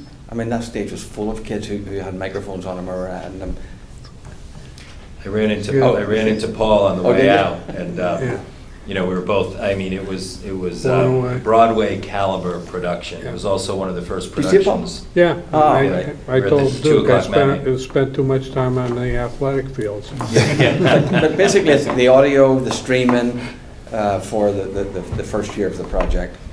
But I think, Jim, to your point, and this is what we've talked about with Dr. Adley and Rich too, is I think we need to do a better job of. That's a crown jewel, that facility. That facility also has to be used on a rain date from a graduation standpoint. And it is one of the bigger spaces in town. So, you know, to me, how do we all of a sudden get to, you know, it's a relatively new building, but how all of a sudden do we get to, we need all of a sudden $1 million to upgrade equipment there? We need to make sure we look at and build that into a replacement cycle, all that technology and all that equipment in those type of facilities, so that it doesn't all come at once. That technology changes pretty rapidly, and you're better off continuing to keep up with it and invest in it. So, but you know, Jeff DeMeo, who helps up there, it was just an incredible production, sold out 3 performances. So, but I think that's one of the questions you had, and that's what we'll continue. I think it's imperative, particularly within the school, that we need to sort of look forward in terms of the 5-year capital program, and it shouldn't be a matter where you're afraid to put something on a piece of paper. Right. We should know it, because the fact that we put stuff on paper and thanks to Mike Lynch and many others involved, we knew that what was coming down the line, and when we approached HHR, I think we were able to fold certain things into that had we done them one-off and so forth, they would have ended up costing us a lot more money or been a lot more complicated or affect us operationally. So I think it's imperative that we all know within departments, within, at the town side, police station, education side, let's make sure we're always looking out 5 years, at least. Well, given the fact that Rich said we're projecting a surplus, couldn't we use part of that surplus plus capital to expedite some of these projects? Which, Well, so what I would say is, I don't think surpluses should be used generally to Well, they accelerate them. If take them if they back need to into the come, general fund yeah. and then put them back out Yeah. to the capital. I think that's your Yeah, decision. we've seen a lot of, I've been a couple places, you see projects dribble out over several years and poof, get it done right, get it done in a quick period of time with a reasonable firm. To Paul's point, if there are capital projects that need to be done, and we're dealing with the portables right now, they shouldn't be sort of kept they should be put out there, we should plan for them, and if we need to get them done, we should get them done. Yeah. We shouldn't necessarily be avoiding things because the number is large. That's why we have bonding. If things need to get done, right. we should get them done in the efficient manner and do them the right way. We've talked through that. I've asked Rich about the Suburbans. We've talked through about if there's any of the equipment we want to accelerate for the auditorium. So we'll continue to think about that. If there's anything else, we'll bring it up. Thank you, Paul. The board has also said to the administration about doing that, bringing it forward. In the past, we had a whole new emergency system we put in halfway through the year type thing. We came to, if we do identify something, we'll certainly be happy to bring it forward. Blue light system? Alert us. Yeah. So, well, any other questions for the Board of Ed? Thank you Thank very you. much. Thank you. Thank you. Thank you.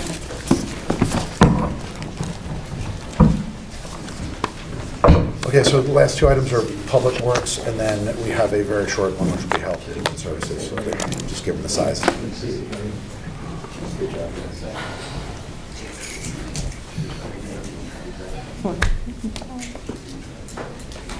saw Newsies, and then this past weekend I saw 42nd Street. Always warms my heart when Oh, I that's see so it. great. Yeah, I'll be late on Tuesday watching my daughter play Nice, in yes. that space. I know things are going to be okay. Usually catch me after the winter season. Thank you, guys. There's always a pair of pliers and duct tape, right? If something's going wrong, we got our guy.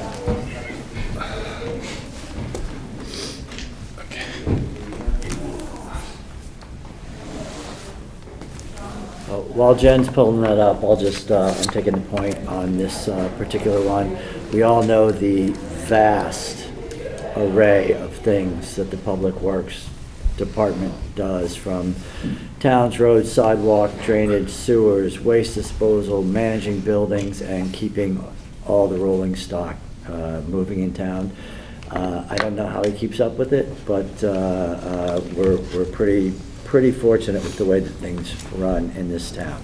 From an overall macro budget standpoint, the budget expenses are coming in about 3.2% higher, but revenue is also coming in higher as well. So on a net basis, it's not as bad. I will say that there are two things worth commenting on the revenue side.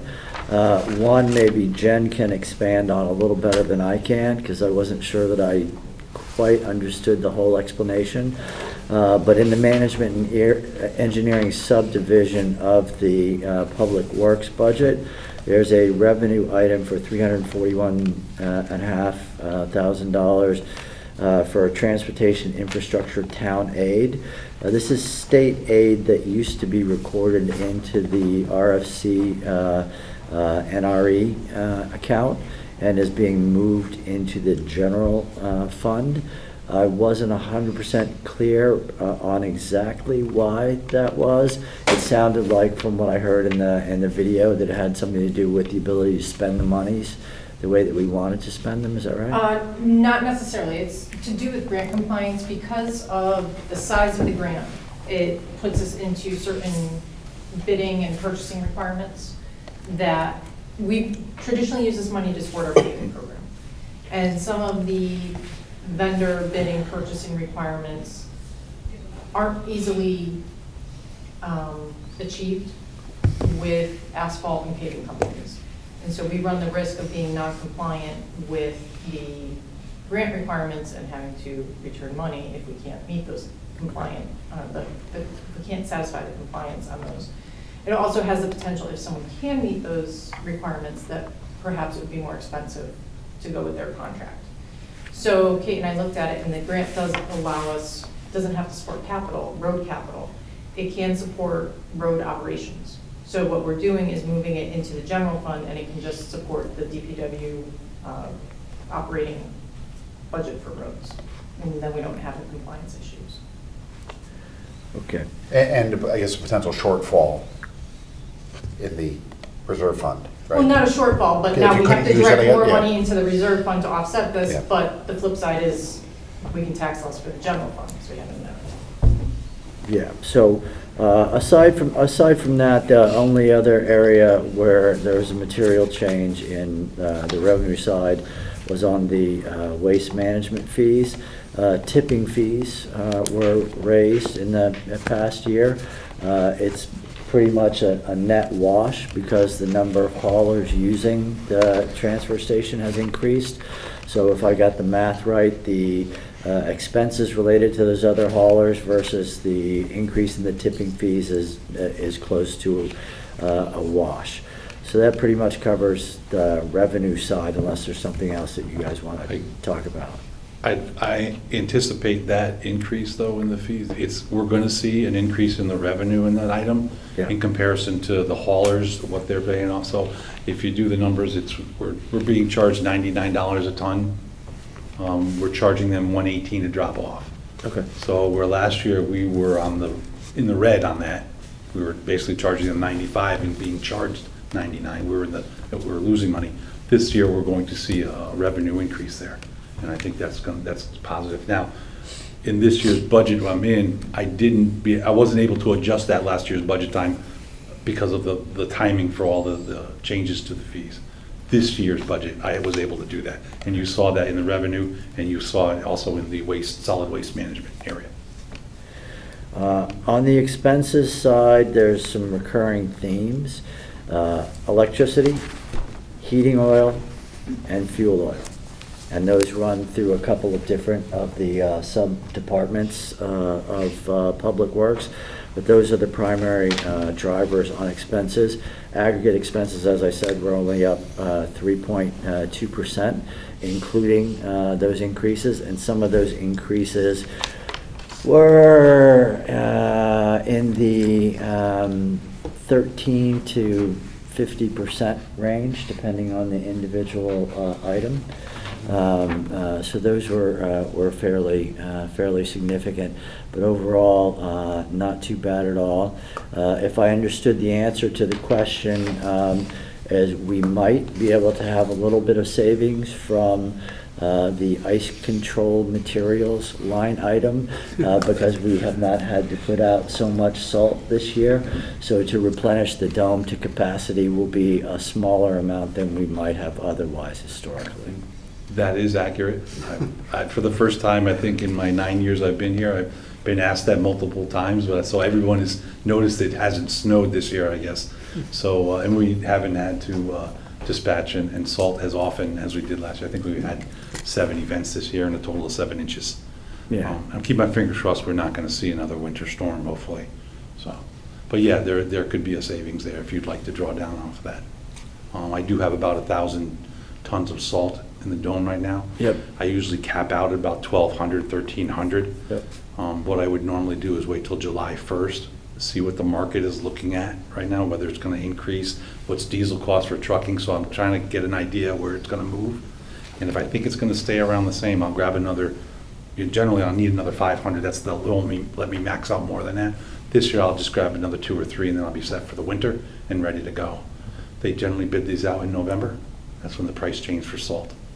So, But thank you very much for the answers to all the questions that we submitted. There is an estimate in there, which I can share with you guys later, if that will be helpful. It's not a big number. I don't remember what it was exactly. On the capital side? I'm sorry, I just Yeah. wanted to say something. We were on waste before, and I do need to remind you folks that our contract with Wind Waste / City Carting is up next June 2024. So we're just into the meeting and negotiating phase with them. I have a meeting in a couple weeks to start the discussion, which direction they want to take us. How long does that generally run, that contract? It's multi-year, isn't it? I thought. Well, when I started here, I renegotiated after like the second year, and I added an additional 6 years to it because I was able to lock a lot of things in. I don't know how flexible they're going to be with me on the next, but I'm going to try to get something in around the 5-year, 3 to 5, if they'll even sit for that. And Ed, is that $99 fee that you're talking about? Yeah. Along those lines, just really quick, we went a little quick on the revenue side. So we went from 95 to 118, I think you said, charging 119. Have you seen a drop-off increase the same above the amount of business? It was funny, it did drop off slightly until Wind Waste had to start closing their facilities a little early during the day, which means the garbage guys couldn't drop off their garbage, so they were end up coming to us. Some folks didn't want to wait in line down there. Their price is just a little bit lower. I think that was more deliberate than anything else, but even they run out of space for their own trucks. They come to us, and I charge them to dump there. So, thank you. It's been a benefit for us. What's the state of recycling, and whether I know there have been trends working away from us in that? The easy one is cardboard because it's still a hot commodity, if you will, for recycling. Plastic is hit or miss. Glass is not showing any movement at all, and it's still not very good, which surprises me. Yeah. I think we've been talking about that for 6, 7, 8 years. Why can't we find a better way to take care of glass? So they just finished negotiating with Norwalk, their contract, and I'm trying to get my hands on that so I can see what they've locked in at. But generally, they've been charging folks to get rid of their recycling, just not as much as getting rid of their MSW. So a good example would be $99 a ton, recycling maybe $50. But other places have locked in at 0. So I've heard multiple stories. It depends on where you are and who you're dealing with. And to be honest with you, how your recycling is too. Ours seems to be less contaminated than a lot of other folks, which means we're actually putting the proper stuff in the recycling bins than others. And does that actually affect what they charge us? It would as soon as the negotiation started. They can't change it now because the contract has locked us in it. I get $7.50 a ton. It's still on the positive side. By factoring in the managing part of it, we're actually just above breaking even every year on the recycling piece. And we're going to do capital later, or you want to do that now? Go through capital now. Okay, so the first item I have is paving, but I know we're going to do the catch-up in April, and at the Board of Selectmen meeting, I think the comment you made was the bids are due in on the 9th or something like that. How did they come in? They came in a whole lot lower. We had gotten bids in July of last year at $135 a ton for asphalt. Milling was at $5 or $6, and tack coat was $12 a liquid ton. It's just outrageous pricing. This time we just got back, we are at $117 a ton, I believe. Tack coat's down at $7, milling is down at $4 a square yard. So we were able to put actually back a mile of roadway for paving. So on a Almost percentage $300,000. basis, what is that? How much, on a percentage basis, how much more road could we pave for that, I think, $1 million that we had allocated? We ended up at 4.8 miles because of the higher pricing. By waiting the time that we did, we were able to do about 5.8, 5.9. We generally saved about $300,000 in waiting, and we were able to put that back into the program. It's about 25% more paving. Yes, We have And- like 80 miles total, is that right? How many miles of roadway do we have in town? 81 miles. And for the 24 budget, where was the pricing that you used in coming up with the estimate? I used 120. Okay. So you put, I had to take a stab at it. I was Well, hoping, no- keep my fingers crossed, but. Yeah, what are you, yeah. like 14 months out to guess what the price is gonna I- be? Something like that? It could be challenging sometimes. All right. Well, it sounds like you came in at 117, so that's pretty good. You're pretty much spot on at this point in time. So there could be a little movement there, but it sounds fairly good. And the paving number is going to be up from what we budgeted last year because even at 120, that's still higher than was in last year's fiscal year. How high did you say the cost got? The quote on paving last year or the quote on the asphalt? The bid that we got back in was $135. 135, we're back down to But that wasn't what I 124. used for my budget. Right, He's down, he's down, I'm he's just down to wondering what the 117, trends. he's down to 117 now. 117. In the 24 budget, he's using 120, so slightly above the most recent bid number, but close enough that there's no reason to make an adjustment. Remember But the was it like- original budget for 23, fiscal 23 was what, 100? The price that I used, The probably. price that we assumed. Probably 105, 110. It was down to 97 Wow. when we were working the budget at that time of the year. Oh, Was that over 2 years ago? So we're still up 20% from Yeah. recent lows. Yeah, the 135 was a lot. We saw what happened to the diesel prices. And didn't we push off paving last year because of that? So Yeah. it's a So good we- choice. That's getting done in April, yeah, now. Yeah, April great. 6th, we'll start the milling. April 12th, the paving starts. And then we'll go through another cycle in August for milling and paving. I already have that set up. And whatever the funds that are appropriated for paving for this year, I'll use them for that piece of the program.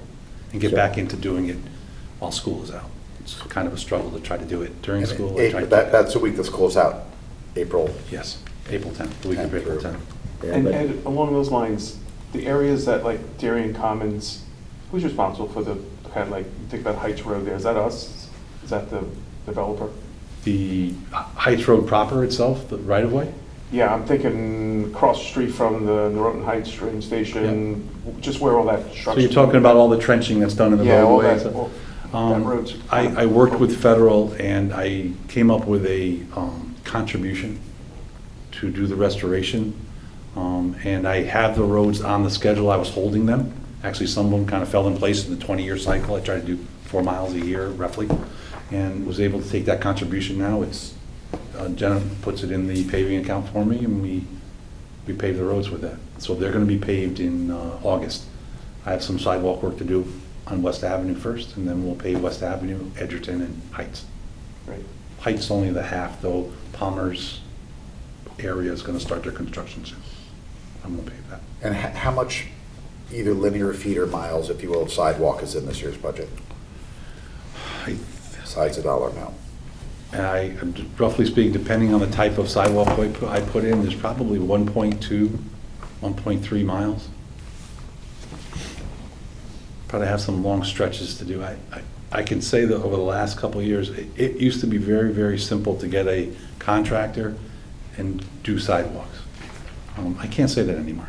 It's been more difficult. We have more state roads with sidewalks on them than I would think, but a lot of them in disrepair. So we've been trying to do those at the same time doing the towns. The town roads seem to be a little easier. But over the last 12 months, 2 of the contractors that I use have closed up shop. One of them had been doing quite a bit of our paving and sidewalk works over the last 5 years. So away from the paving, the rest of the capital stuff is relatively small. There's $120,000 for 3 drainage upgrades. These are 3 projects that were, too small to require, a study or anything like that. It's $120,000 for 3 projects. There are some blockages at Hanson and West Avenue. And they'll have to dig up the pipe and replace the pipe for those. There's actually I was surprised to learn this, at Long Neck Point, there was a section where the pipe was missing. section of pipe was missing, so they're gonna have to install that. And that would be the 3 drainage projects. There's $100,000 in for replacing the Mather Center HVAC system, which I believe, if I recall correctly, is 30-ish years old at this point in time. There's $90,000 to replace the roof on the small gym, which is already having some leaks in it. And there's the ongoing replacement of the windows in the main gym, where he's been doing, aside a year, if I have it right. So there's $75,000 in for phase 3 of 4. So fiscal year '25 should be the final year of that. And there was an item, a larger item for a street sweeper. The Board of Selectmen decided to defer that for 1 year, so we can be looking for that in the '25 budget. That's about $380,000. And on the street sweeper, there's no material maintenance that you think we need to put into that to get another year out of it?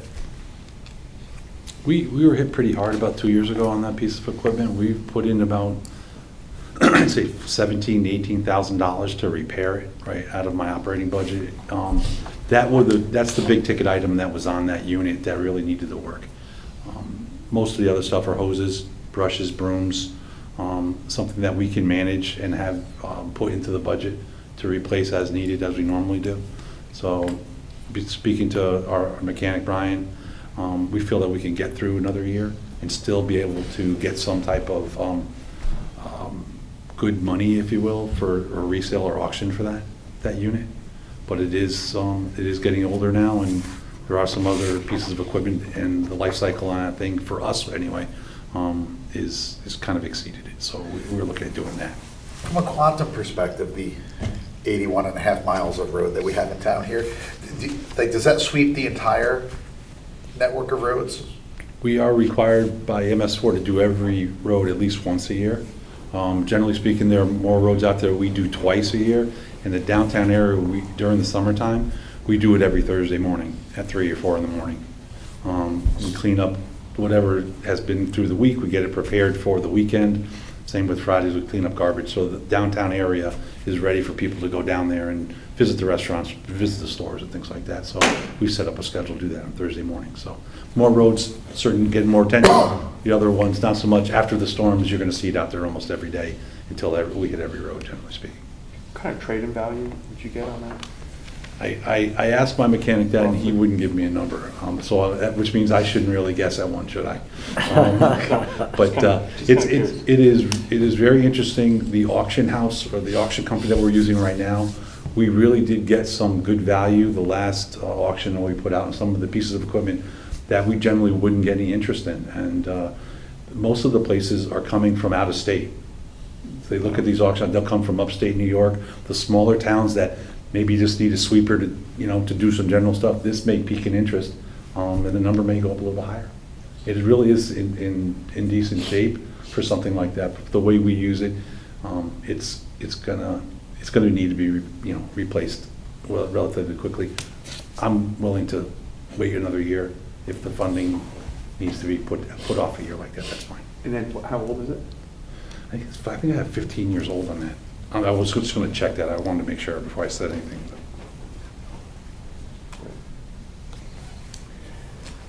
Any other questions about Public Works in general? All right, so I'll try to keep moving here. On the parking fund, the short story is permit revenues are up, daily pay station revenues are up, daily pay volumes are up as well. So that's all on the positive side. They are proposing to bring back the second parking ranger, which will add some significant expenses. But the Board of Selectmen deliberated on this significantly, and I would say that they felt like the need was there, and it gets us back to the 2 rangers that we have historically historically had, and the ranger's salary gets paid for out of the revenues that go into the parking funds. So it doesn't affect the general fund or the mill rate per se. On the capital side for the parking, the Board of Selectmen deferred resurfacing of the parking lot at the Norton Heights train station. We do, however, have a long-awaited drainage project for the daily pay commuter side of that parking lot to ameliorate some of the flooding on Heights Road right there. So that would be great. There's also $75,000, which represents the second allocation for shelters as part of the Darien train station project. Apparently when they went out to bid, prices were higher, if I got that right. And then there is $52,000 to resurface the Tokenique parking lot, which is, you all, not everybody will know, but there's parking right along Tokenique Road up to the stoplight there in front of that strip of stores and extending down to the deli down that way. So that's included it to be redone as well. So just a question on the parking fund, just to make sure, I think we have this right. All revenues related to the parking lot, right? Like the dailies and tickets and so forth, all go into the parking fund? There's a very small portion that goes to the general fund based on an allocation of spaces. But that generally all goes into the parking fund, right? Mm-hmm. So all the revenue we earn relative to that land that the state basically leases to us, right? All of that goes into the parking fund, and we can only use the money for the operations, if you will, or I guess certain capital in that parking lot, right? So it's not, and we have a balance, we have a fairly healthy balance in that fund, right? We do. So I think the extra parking attendant, although I noticed that ticket revenue has come down substantially from like 3 years ago, but steady with the last couple of years. That money can't really subsidize anything else. No, it has to stay within the parking fund. But to your point, that doesn't really affect our taxes having. It doesn't affect our taxes. Just as a data point, the parking ticket revenue is shown to be down, but in the summary package, the number of tickets issued is shown to be up. So I wasn't quite clear how that would work mathematically. That may just be a typo situation. No, it was a good question, because I got a second set of questions from Dan. Oh. One of the questions was exactly, I put it, how come one is showing one direction, showing the other? And I'm sorry to do this here, but I'm going to go through the numbers so you can see. FY19, $132,000 in tickets. Okay. Now you're going to start to see the drop, right? Yeah. FY20 is 91. 21 is 21,000. 22 is only 14,000 in ticket revenue. Huh. 23 is projected at 32, and 24 is budgeted at 50. And that's all based on what our thoughts are, and in discussions with Kate too, is we're starting to see more people to come back.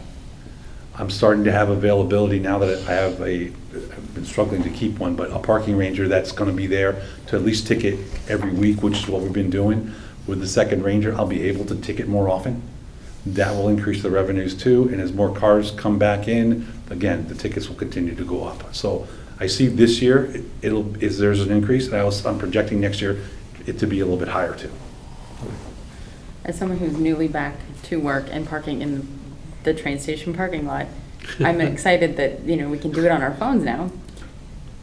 But also, I sometimes forget, right? Like, who invests in the technology that allows me to suddenly be able to do it on my phone? And could we not incorporate more technology to eliminate, I don't want to eliminate anyone's job, but not need more people? Well, it's not just the ticketing. We have 16 acres of parking lots that I have to maintain. I used to do it with 2 people. Well, currently I have none. And I'm using 2 of my DPW guys to cover it, and I've been doing it for a while.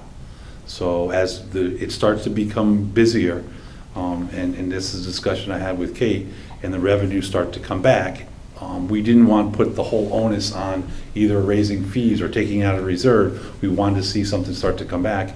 It's been a little bit longer, taking a little bit longer than I thought it would. But I need to have 2 guys in there to help me not just do ticketing, but do maintenance, do cleanup. And it's just general stuff too. It could be from cutting the grass to trimming the trees to painting the lines in the parking areas to cleaning the bathrooms, and painting those stations, whatever it may be. I'm laxed on that right now. I don't like to say that, but it's not getting the attention I want to give it. So having that second person there, back to the manpower status I was when I first took this over, I think is critical to getting these places taken care of properly. Jen, from a budgeting standpoint, to be able to use the parking funds, like for example, when Ed had some of his guys assigned whatever part-time, full-time to dealing with the parking lots, were we able to charge the fund for the portion of the time? If it's substantial enough, but if it's that they're passing through on their way to do something else, we have to be able to segregate and document the actual time spent. So if it's kind of in the course of doing other things, not so much, but if they respond to a particular incident, we can do that. A good example is quite a few of the DPW guys and 2 of my facility guys, they clean the platforms. So their overtime, whether time and a half or double time to do that, is charged to the parking. And we run a surplus in the parking fund, so I think that's why when I listened to the Board of Selectmen discussion on this, I thought it was a good idea to hire an expense to that fund. Because there's really no benefit in running a profit in that fund or developing a large balance. Well, it allows us to send it over to capital so that we can do significant capital projects. So when resurfacing the lot at Neuron Heights comes back, that will be charged to the parking fund? Yeah, Neuron Heights parking lot. I don't think we moved it out. Oh, yeah. It'll go to the parking fund. Okay. Because one of my questions on that, like, since we're the lessee and the state owns the land, what's the demarcation between the state's responsibility as the lessor to make capital improvements and our requirement as the lessee to handle operating? Where is the bright line between fixing a pothole and paving an entire lot? I was going to say, were you sitting in my office today when I was talking to them? No, we probably because we were having that really in-depth discussion on the lease that's from 2012 that we haven't updated and been using on a month-to-month basis about actually where to draw the line. And part of the problem is we have a pedestrian overpass that a report was issued in December that there are some issues with the structural steel, and it's web issues. It's not the fact it's going to fall down immediately. It's one of those things where you need to start planning, getting a contractor in, scheduling shutdowns, what it may be, to make those repairs. And a 50-year-old pedestrian overpass that straddles 4 lanes of rails between New York and Boston, and high tension wire and high voltage wire. I respectfully told them that the town would not be participating in that. If they want me to paint something, clean something, re-caulk the windows, glaze, whatever it is on the pedestrian overpass from the inside, more than happy to participate. But I don't believe the town and in the lease where they're defining capital work or capital improvements, I felt this one fell into that category. And that's the discussion we had today. And we're trying to work through it so that it can be done safely, it can be done quickly, and it can be done and paid for in the proper manner. And does that lease, has that lease expired and we're just effectively holding over on it? Yeah. So have other towns up and down the line extended those leases with the state, or is it? I don't, from what I've heard, they haven't. Okay. Well, keep us updated on sort of what the discussions are, because those are large ticket. And just to reiterate, the pedestrian bridge is safe to use, to stay up there. It's just when doing their general maintenance inspections, they come against sections that are flaking, rusty, that they want us to address. Whether it's scraping them down, painting them up, whatever that may be. They just happen to be in areas at close proximity to the rails and the lines that drive the power lines that drive the trains. And I don't think that's safe for us to be doing any of that work. When we had problems with the elevator at Darien, I think that was the state's responsibility, right? The other conversation I had with them today too, they're asking if I could put them back in service, and the discussion was I've already put in about $350,000 worth of repairs over the last 5 years, and still it breaks down on a regular basis, and still it can't be maintained because of the parts and materials that they used for an outside elevator that are generally used for an inside elevator. So when they start the demolition for the platforms, hopefully in September, they will be starting at that end of the station and platforms, and those elevators will be removed and replaced with newer hydraulic systems, getting away from the hoists and ballasts that are there now, to a system that can be handled outside in the weather, and enclosed also at the doorways, so that this isn't happening again. So that was one of the second discussions. You should remind your counterpart that all of our train tickets don't go to the Darien parking fund, that they go to the state. So, okay, any other questions for Ed? Thank you. And last but not least, we have the sewer fund, and basically, I think everybody knows that for the sewer system, we send all of our stuff to Stanford. We have a contract with them. The rate is set, and all monies, positive and negative, flow into the sewer fund, and the capital improvements get paid for out of the sewer fund. It's pretty much a self-sustaining system.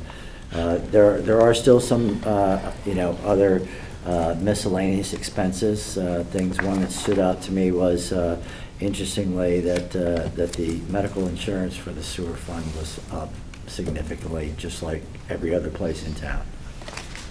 Did I get that wrong? Ed gave me a look. There are certain numbers in my budget that It's not a big number. It's a small number overall. They're part of our plan, so it's the same. Yeah, but the percentage increase looked fairly large. But over. Can I, on that, because there's some change on the healthcare services for the town, does any bit flow through there as well? Yeah, there's Sorry. in here and in the parking fund, there's minimal change, so I'll get those for you.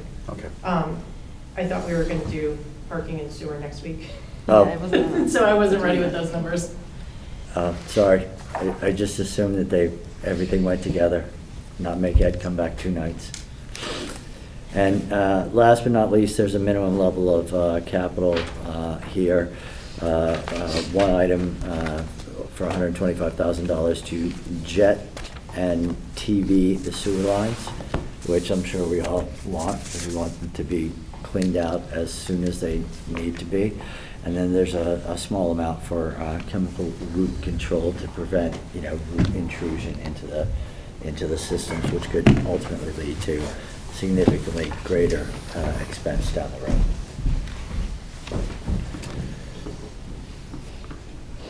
And that's it, unless somebody else has some questions. Great, David, thank you. Thanks, Ed. Thank you, Ed. Thank you very much for having me. Thank you. Take it upon ourselves to move to the next item. Please do. All right. Health and Human Services. John and I worked on that. I'll put my notes up here because they didn't came through, and I'll get them copies. We moved on, is that right? Yeah. Okay. There's kind of four different budgets here. Human Services, $230,000, up about 2%. I will say I didn't and typically don't have any concerns or questions about this, because it's a very lean budget and obviously very, very much needed. The only question I guess I had actually came from our RTM partners, wondering if there was a discussion, and maybe we missed it, Jen, about, and it's even mentioned in some of the notes, that with the population expanding, new people coming into town, new developments, is this budget enough? Like, and outside support? If it's not, the department has a significant gift fund that they can use, and they do use to supplement what the town allotment is, and that's always been sufficient. If we find that it's not, because of increase in population, we'll have to come back to you. And the energy like, assistance is from the state, right? Right. Yeah. Okay. I would just add in that if there are any residents watching that would like to participate in the gift fund, I'm sure that we would appreciate any additional gifts that someone might choose to provide. It's a significant portion of their budget, so. Yeah, Definitely. absolutely. Any questions on human services? Or John, did you want to add anything? Just that the FTEs are flat.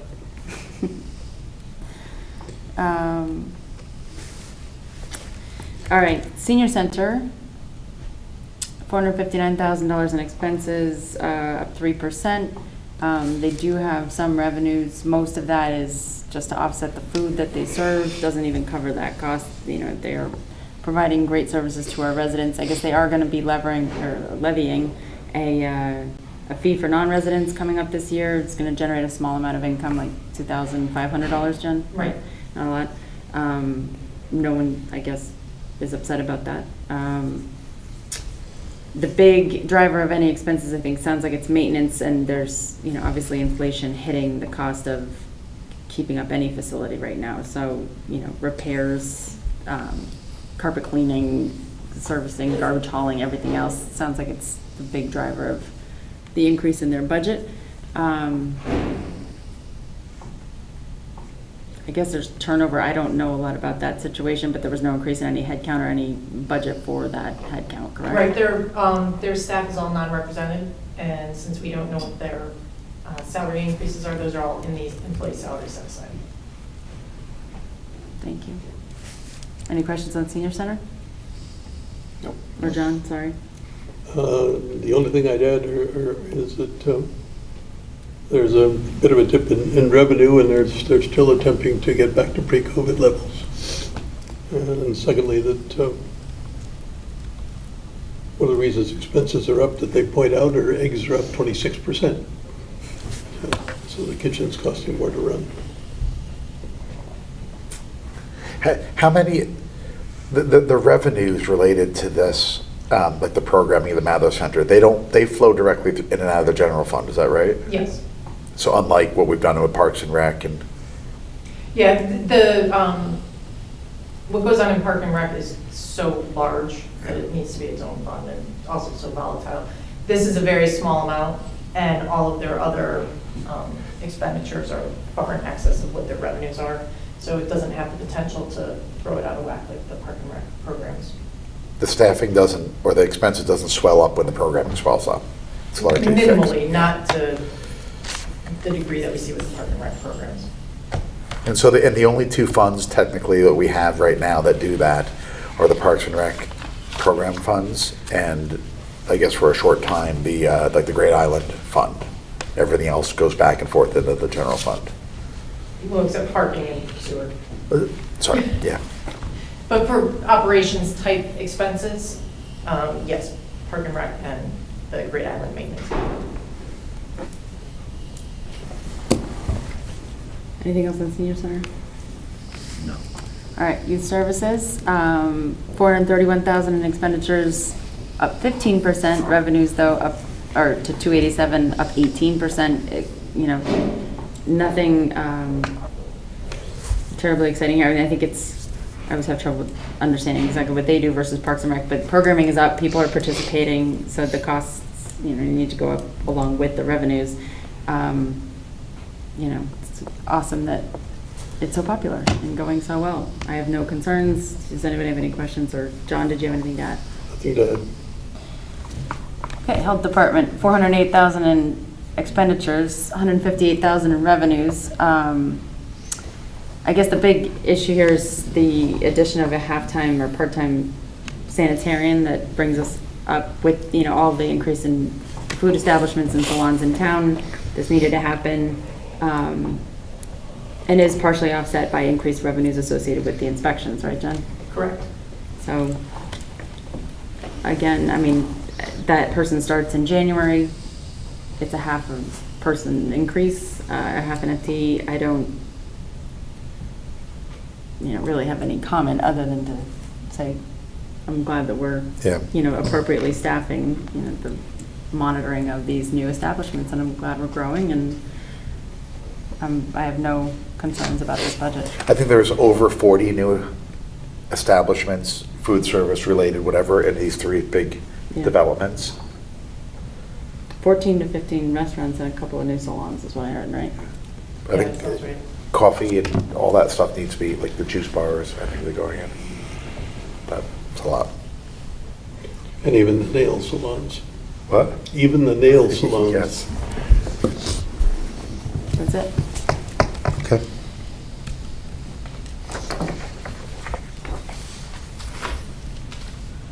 Well, so that's it. In terms of, new business, I think, there's some discussion on Tuesday night regarding investment income. So, Joan prepared some materials, which I think we should all look through. Everybody should have a folder there. And I also put together, worked with Jen to kind of put together some materials just to sort of understand, because I do think as we sort of look through this line item, I think it was helpful to kind of go through and understand how the treasurer and the finance department sort of segregate and manage funds. So if everyone has a handout here,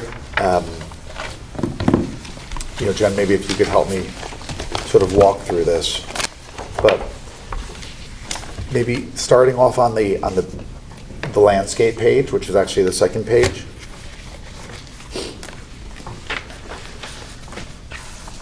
As we think about the type of funds that sit on our town's balance sheet and so forth, really broke it up into 5 different fund areas. The first one is the general fund, where, largely all the tax revenue and all of our sort of like our fee revenue and so forth are deposited into.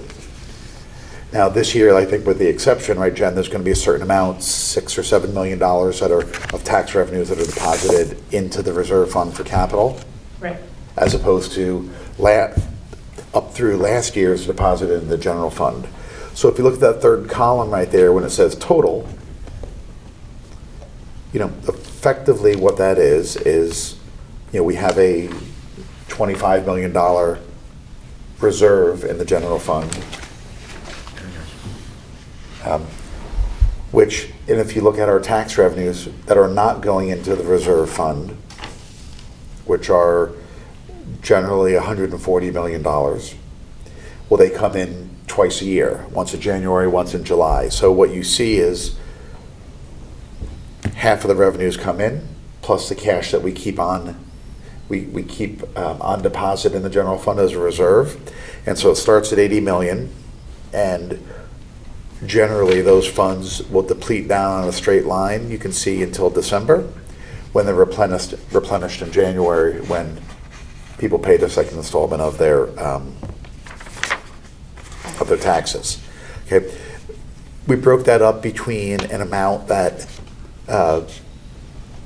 we generally thought the town needed to keep and what we call like liquid, sort of bank type deposits with it to make payroll and sort of manage the constant in and out flow of expenses and revenues through that fund.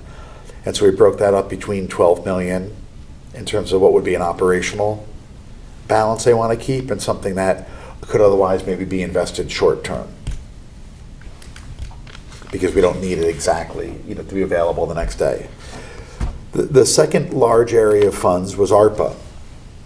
As you recall, we received, I think it was about $6.5 million, I think, of ARPA funds.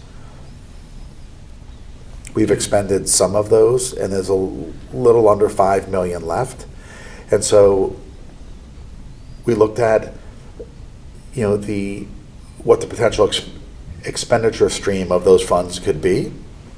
And we broke that up between an amount that we would need to keep sort of effectively in a banking account to deal with sort of day-to-day, and what could maybe be invested over a longer period of time, just because we know some of the large projects that were approved, many of them were sewer and water related and so forth, that those aren't happening tomorrow, so they could be invested with a little bit more term. That's generally how we've thought about our balances. What portion of some of these funds do we need to have available for tomorrow, and what part could be invested in a little bit more, with a little bit more term? The third column is where it says bond funds. So effectively, it should be bond proceeds, right? These are going to be the proceeds from the 30% of the HHR budget that we'll be raising, plus a couple other small projects. So that $23 million balance, you can see this drawdown is based on the latest projections we got from the HHR committee.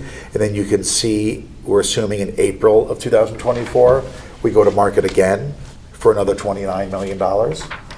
And you can see it pop up and then bond back down. And when we looked at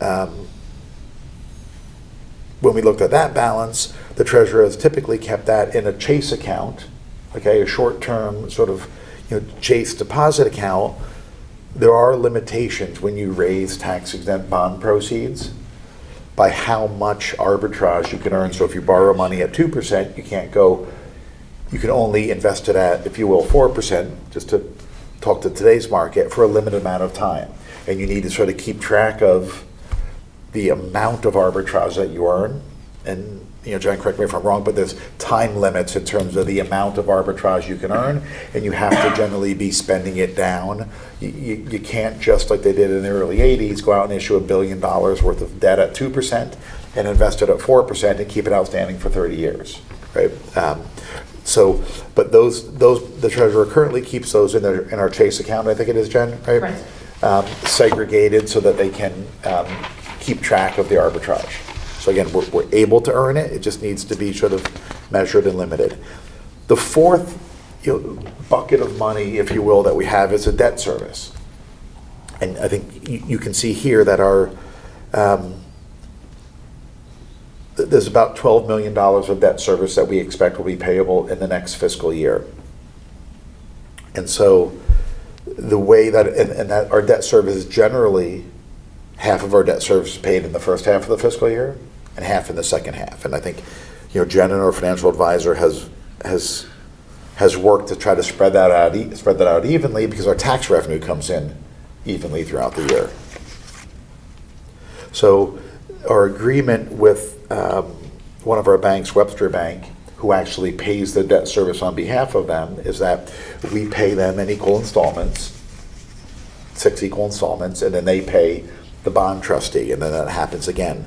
So that money right there is part of the agreement. Webster, in terms of servicing the debt on our behalf and making sure it all gets paid on time, they generally keep that as part of that agreement in what I would call like a bank deposit account.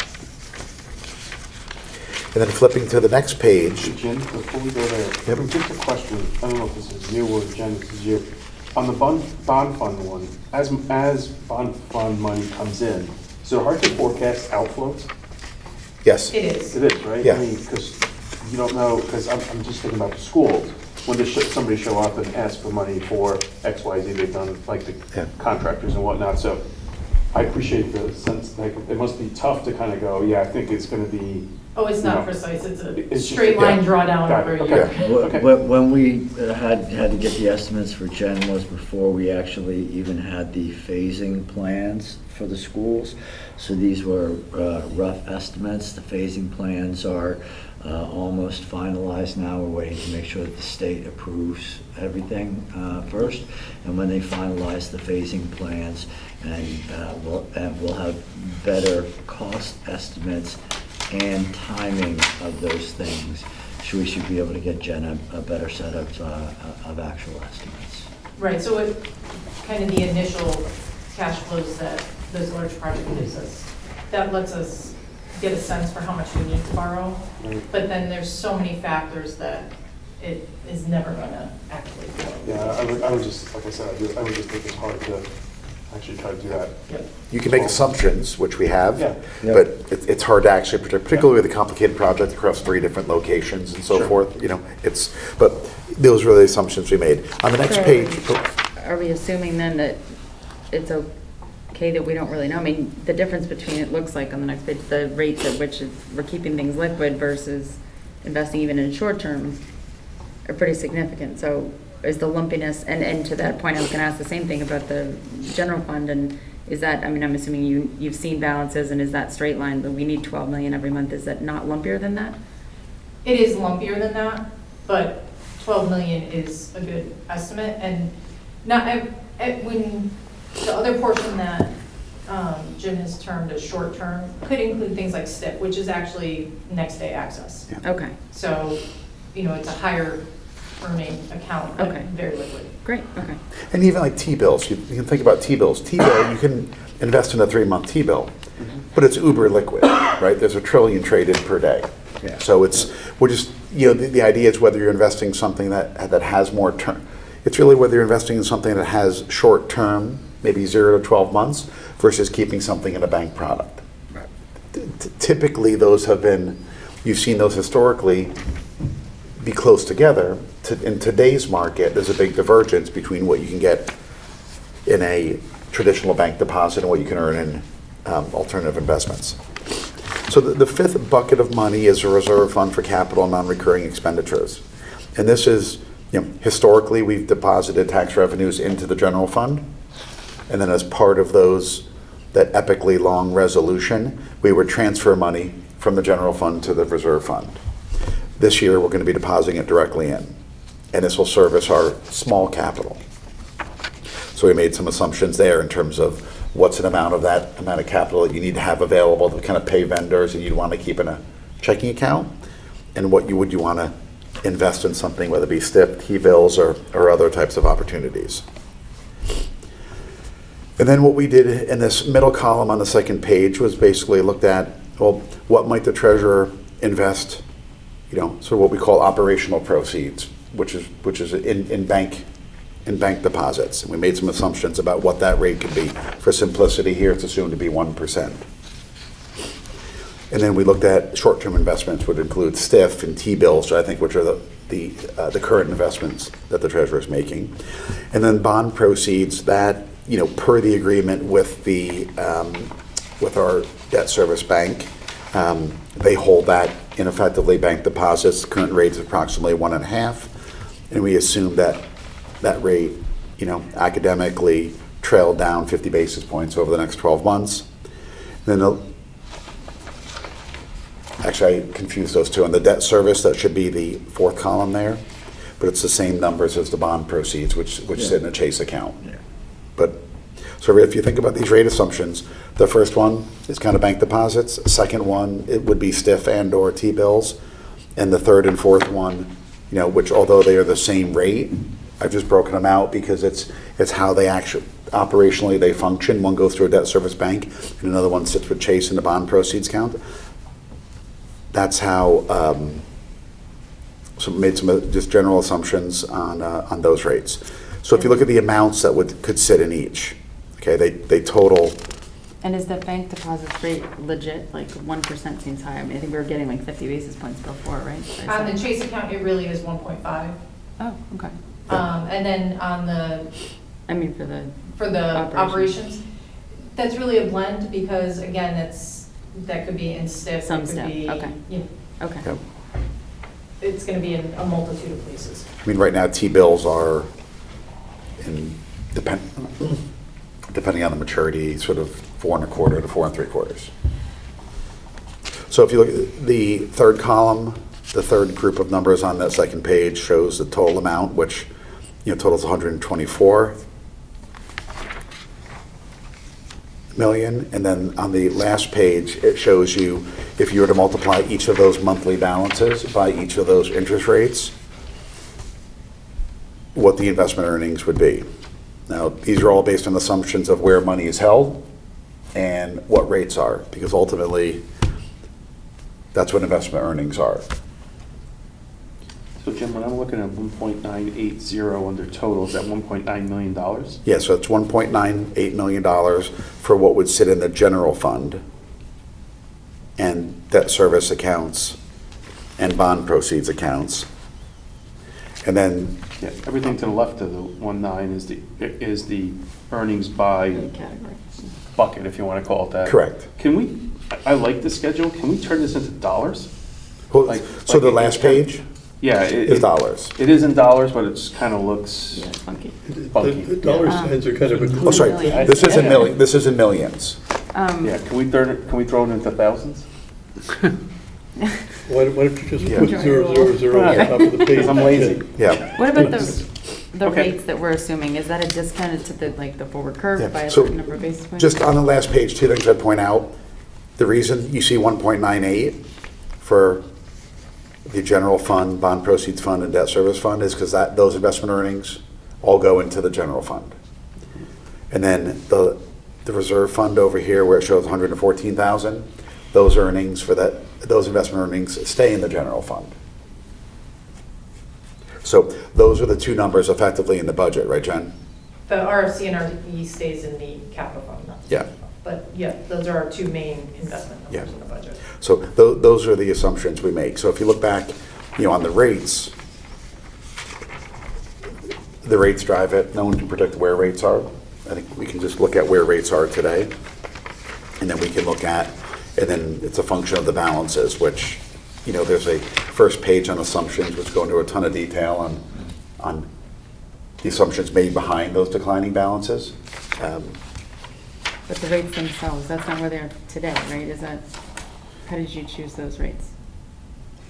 Well, for the bond proceeds and for the debt service, we looked at where those accounts are paying today, right? I'm talking about the short-term rates, sorry. Short-term rates were basically a 50 basis point discount to where short-term T-bills are today. And then I assume it trails off by 10 basis points per month. Thank you. So basically declines by 1% over the next year. If you look, there's a ton of things you could look at. You could study the Fed bubble graph that came out, the dot graph, right? Right.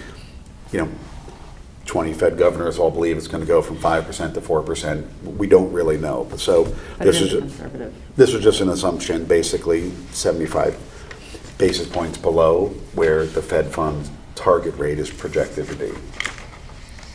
But the idea is there needs to be, two numbers entered into the budget. One for the amount of investment earnings that we assume are going to pop into the general fund, and the second for the reserve fund for capital. So Jen, correct me if I'm wrong, but I thought that Joan's number was different than the 1.98. Yes, hers is lower. 1.53. Her most recent projection is 1.55 to 1.6. Yeah, that's what I was thinking. So we're just haircutting that? Just down, like, if you look at the schedule, it comes out to 1.98, right? Call 2 million. We're just haircutting it down to 1.5?